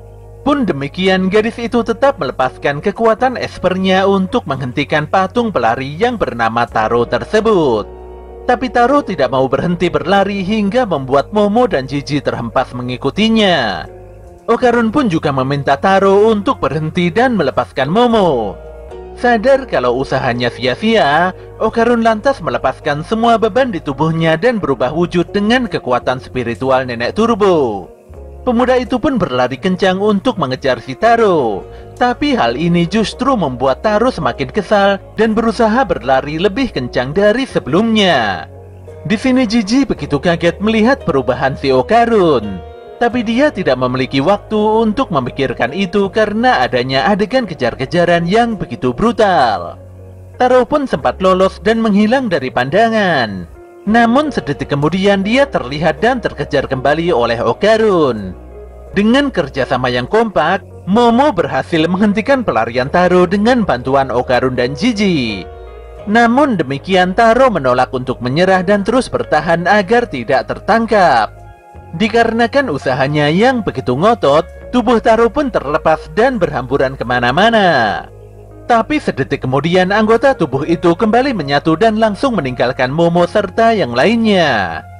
Sayangnya, walau sudah dikejar sedemikian rupa, namun si Taro benar-benar menghilang bak ditelan bumi. Momo pun berjalan pelan sambil memukul sebuah benda yang ada di tangannya. Anehnya bersamaan dengan itu suara jeritan Taro terdengar begitu jelas. Tanpa banyak berpikir, Okarun dan Jiji pun mengikuti langkah Momo hingga ke sebuah situs pengolahan sampah. Di sana mereka menemukan si Taro yang tersungkur dan tidak berdaya. Momo bisa mengetahui keberadaan Taro karena sebelumnya saat tubuh Taro tercerai-berai, Momo berhasil menangkap jantung milik patung anatomikal itu. Jadi sudah tidak mengherankan jika jantung tersebut dipukul maka Taro akan meraung kesakitan. Momo pun berkata bahwa dia sama sekali tidak berniat untuk menangkap Taro atau semacamnya. Jika Taro berjanji tidak kabur lagi, maka Momo akan segera mengembalikan jantungnya. Taro pun agak ketakutan sekaligus bingung. Tapi sedetik kemudian, tiba-tiba saja muncul suara wanita dari balik puing sampah yang memanggil-manggil nama Taro. Taro pun segera bangkit dan berusaha mencari sumber suara tersebut. Walau suara wanita itu meminta Taro untuk kembali, tapi Taro tidak peduli dan terus berusaha mencari. Patung itu pun terus merangkak ke atas, dan akhirnya berhasil menemukan sosok patung anatomikal lain yang dipanggil dengan nama Hana. Taro pun mengungkapkan kalau dia melakukan semua ini karena sangat mencintai Hana. Sejak pertama kali berjumpa dengan Hana, hidup Taro yang dulunya kelabu tiba-tiba jadi berwarna. Walau dibuat di era yang berbeda, tapi Taro menunjukkan kalau hatinya tulus mencintai Hana apa adanya. Dia pun mengajak Hana melarikan diri bersama-sama. Jika tidak berhasil melakukannya, maka ini akan menjadi penyesalan terbesar Taro di dalam hidupnya. Disinilah Okarun merasa kalau kisahnya Taro dan Hana tidak ada bedanya dengan kisahnya bersama Momo. Dia lantas menegakkan badannya, dan sepertinya dia ingin mengungkapkan segala kegundahan yang selama ini tertahan di dalam hatinya.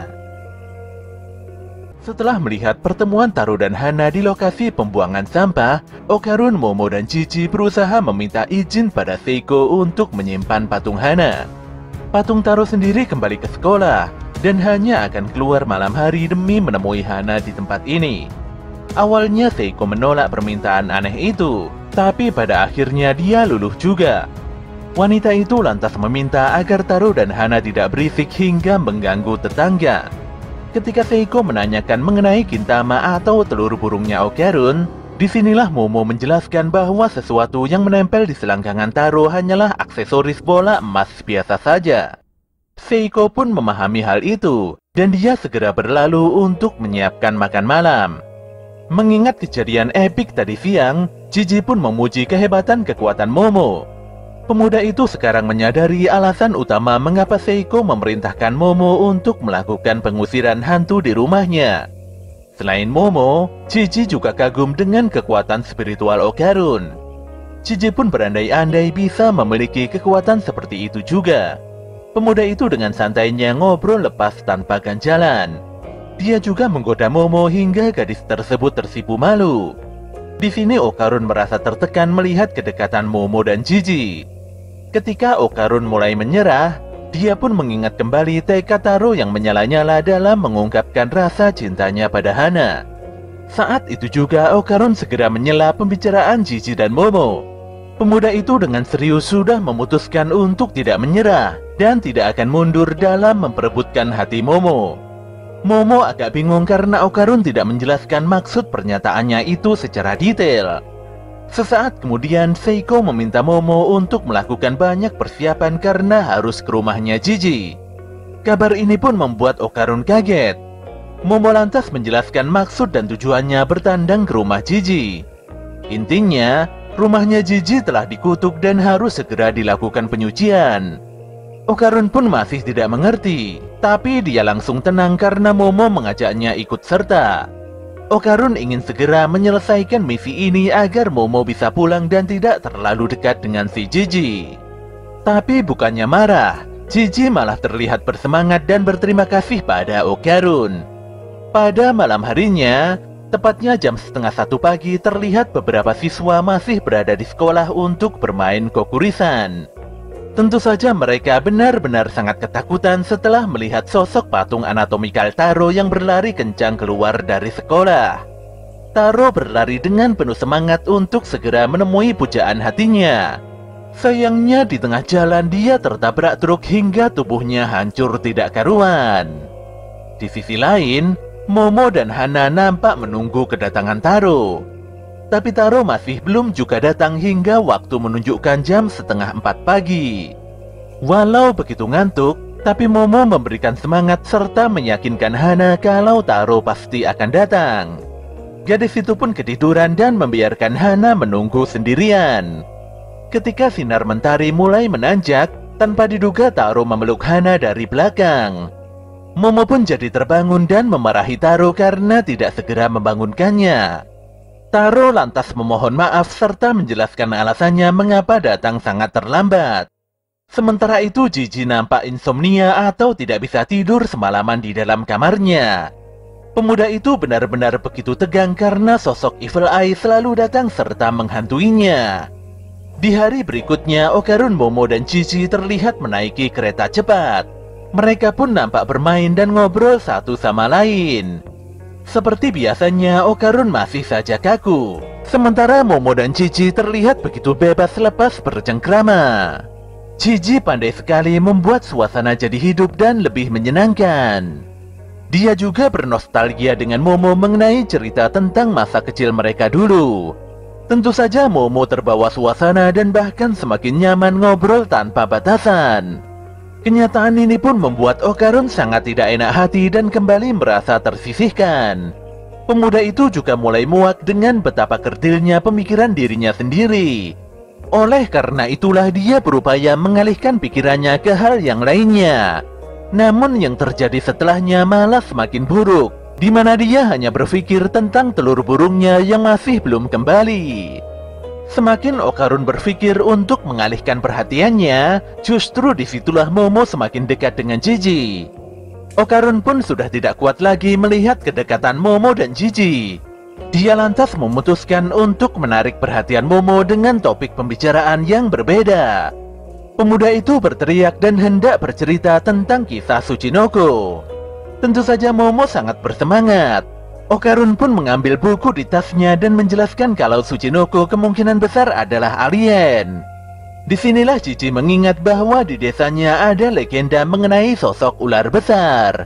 Bahkan ada informasi tentang kuil bersejarah berusia 200 tahun yang memuja ular tersebut.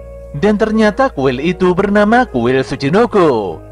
Tidak mau kalah, Okarun pun melanjutkan bahwa ada sosok alien yang menyerupai mumi kapal. Dan bahkan ada juga kuil yang menyembah makhluk mitologi tersebut. Mendengar informasi itu membuat Gigi nampak tidak percaya. Dia pun menanggapi obrolan Okarun dengan begitu serius. Pembicaraan keduanya nampak terus mengalir tanpa dibuat-buat. Di sini Okarun benar-benar bingung sendiri, karena ini adalah pertama kalinya dia bisa berbicara bebas dengan orang lain selain Momo Ayase.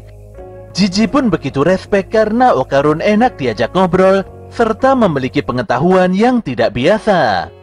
Parahnya, Gigi yang begitu hebat ternyata memohon-mohon untuk menjadi teman baiknya Okarun layaknya Momo. Tentu saja hal ini membuat Okarun kikuk dan malu. Okarun sungguh tidak menyangka kalau Gigi ternyata bukan orang yang menyebalkan dan mungkin saja bisa menjadi teman akrabnya. Beberapa saat kemudian semuanya telah sampai di kota tempat tinggalnya Gigi. Momo pun sangat kaget setelah mengetahui kalau ternyata kotanya Gigi merupakan kota pemandian air panas. Semua ini tidak lepas dari pekerjaan ayah Gigi, yaitu dosen yang meneliti aktivitas gunung berapi. Walau mereka mengira semuanya berjalan normal, namun di balik itu para warga melihat kehadiran mereka dengan wajah yang aneh. Gigi nampak bersemangat, sementara Momo dan Okarun benar-benar capek karena terus menaiki anak tangga yang seakan tidak ada ujungnya. Setelah berusaha dengan sekuat tenaga, akhirnya mereka semua tiba di rumahnya Gigi. Momo pun tidak mengerti mengapa Gigi memiliki fisik yang begitu kuat. Gadis itu sudah ampun-ampun, sementara Okarun sedari tadi sudah terkapar dan tidak berdaya. Saat melihat dengan sekilas kondisi rumahnya Gigi, Momo pun berkata kalau dia tidak merasakan hal yang aneh pada rumah tersebut. Tentu saja Gigi tidak percaya, karena semua pengusir hantu berkata kalau rumah ini memiliki aura yang sangat gawat. Sebenarnya Okarun agak curiga dengan kondisi hutan di dekat rumahnya Jiji. Namun dia berpikir positif dan mengabaikannya begitu saja. Padahal di balik lebatnya hutan itu, terlihat beberapa masyarakat yang menatap tajam dengan penuh senyuman aneh. Di dalam rumah, Momo dan yang lainnya memeriksa setiap sudut bangunan tanpa terkecuali. Sayangnya mereka tidak menemukan satupun hal yang aneh dan mencurigakan. Momo pun berpikir kalau mungkin hantunya sedang bersembunyi dan akan muncul di malam hari. Hal ini sama persis dengan kasusnya si nenek Turbo, di mana saat siang hari kekuatan rohnya melemah. Tanpa diduga, Momo berniat pergi ke pemandian air panas sembari beristirahat. Gadis itu pun kabur begitu saja, meninggalkan Okarun dan Jiji yang masih tidak mengerti dengan jalan pemikirannya.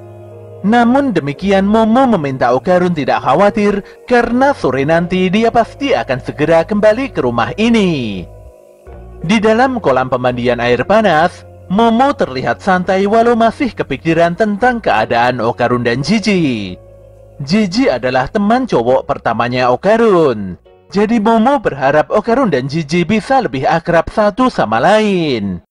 Setelah beberapa saat, Momo ingin menyudahi kegiatan berendamnya karena kepalanya mulai terasa pusing. Namun Momo tidak bisa keluar karena tiba-tiba saja muncul beberapa bapak-bapak aneh yang memasuki area pemandian terbuka itu. Para pria paruh baya itu memuji keberanian Momo yang datang sendirian ke pemandian terbuka ini.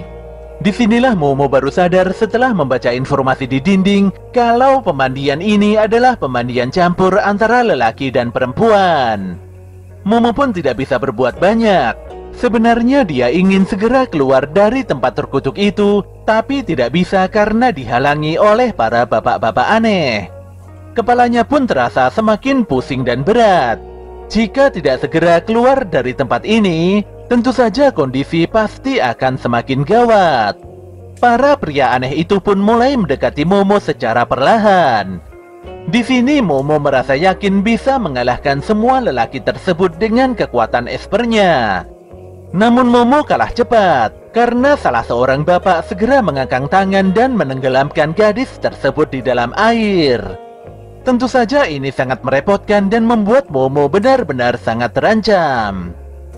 Di sisi lain, Jiji mengajak Okarun bermain sepak bola untuk mengisi waktu luang. Tapi parahnya, Okarun sama sekali tidak bisa bermain bola. Dia menerima bola dengan begitu kaku. Dia juga tidak bisa mengoper bola dengan sempurna. Di sini Jiji mengajari Okarun dengan sabar tanpa ada rasa kesal sedikit pun. Untungnya Momo tidak ada di tempat ini. Jika gadis itu ada, Okarun pasti akan malu setengah mati. Namun demikian, Okarun tidak menyerah dan ingin memamerkan latihan bermain bolanya pada Momo. Tanpa diduga, Jiji bertanya apakah Okarun menyukai Momo. Jelas saja Okarun langsung berhenti dan diam seketika. Namun sedetik kemudian Okarun menjawab bahwa Momo adalah teman pertamanya. Pemuda itu sangat segan dan menganggap Momo Ayase sangat berharga baginya. Sambil mendribel bola, Jiji memaklumi tentang pemikiran Okarun. Namun di sini Jiji mengungkapkan kalau dia juga menyukai Momo. Tentu saja Okarun tidak terima dan menyangkal pernyataan Jiji. Keduanya pun beradu sepak bola dan saling mengejek satu sama lain. Melihat kegigihan Okarun yang sangat luar biasa, membuat Jiji mengakui nyali pemuda berkacamata itu. Sambil tersenyum, Jiji mengulurkan tangannya untuk menjabat tangannya si Okarun, yang tentu saja ini menandakan kalau mereka berdua sudah menjadi teman. Parahnya, ternyata Jiji menarik dan mengunci lehernya Okarun dengan cukup kuat. Tentu saja Okarun berontak dan berusaha melepaskan dirinya dari kuncian tangan Jiji. Sebenarnya Jiji ingin membuat Okarun mengakui kekalahannya. Namun Okarun benar-benar ngotot dan tidak mau menyerah. Setelah beberapa saat, Okarun memohon agar Jiji melepaskan kuncian tangannya. Bukan tanpa alasan. Ternyata Okarun menyadari sesuatu hal yang aneh dari bangunan rumahnya Jiji. Di sini Jiji baru menyadari kalau ternyata Okarun tidak bercanda. Apalagi di sebelah pintu depan rumah seharusnya tidak memiliki kamar lain. Jiji lantas memasuki rumah dan meraba-raba dinding yang dimaksud oleh si Okarun. Rasa penasaran Jiji pun semakin menjadi-jadi karena dinding tersebut terasa kopong dan tidak berisi. Dia pun berencana untuk menghancurkan dinding itu untuk mengetahui isi di baliknya, serta alasan utama mengapa kedua orang tuanya sakit secara misterius. Jiji lantas mengambil palu godam dan mengayunkan benda tersebut pada dinding aneh di dekatnya. Hanya dengan sekali ayunan, tembok tersebut langsung berlubang begitu saja. Ternyata memang benar di balik tembok tersebut ada sebuah ruang rahasia. Namun yang membuat bingung, ternyata di dalam ruangan tersebut terdapat kertas jimat yang sangat banyak sekali. Tentu saja hal ini membuat Okarun dan Jiji sangat tercengang, karena mereka paham betul bahwa ada rahasia misterius yang sengaja disembunyikan di dalam rumah ini.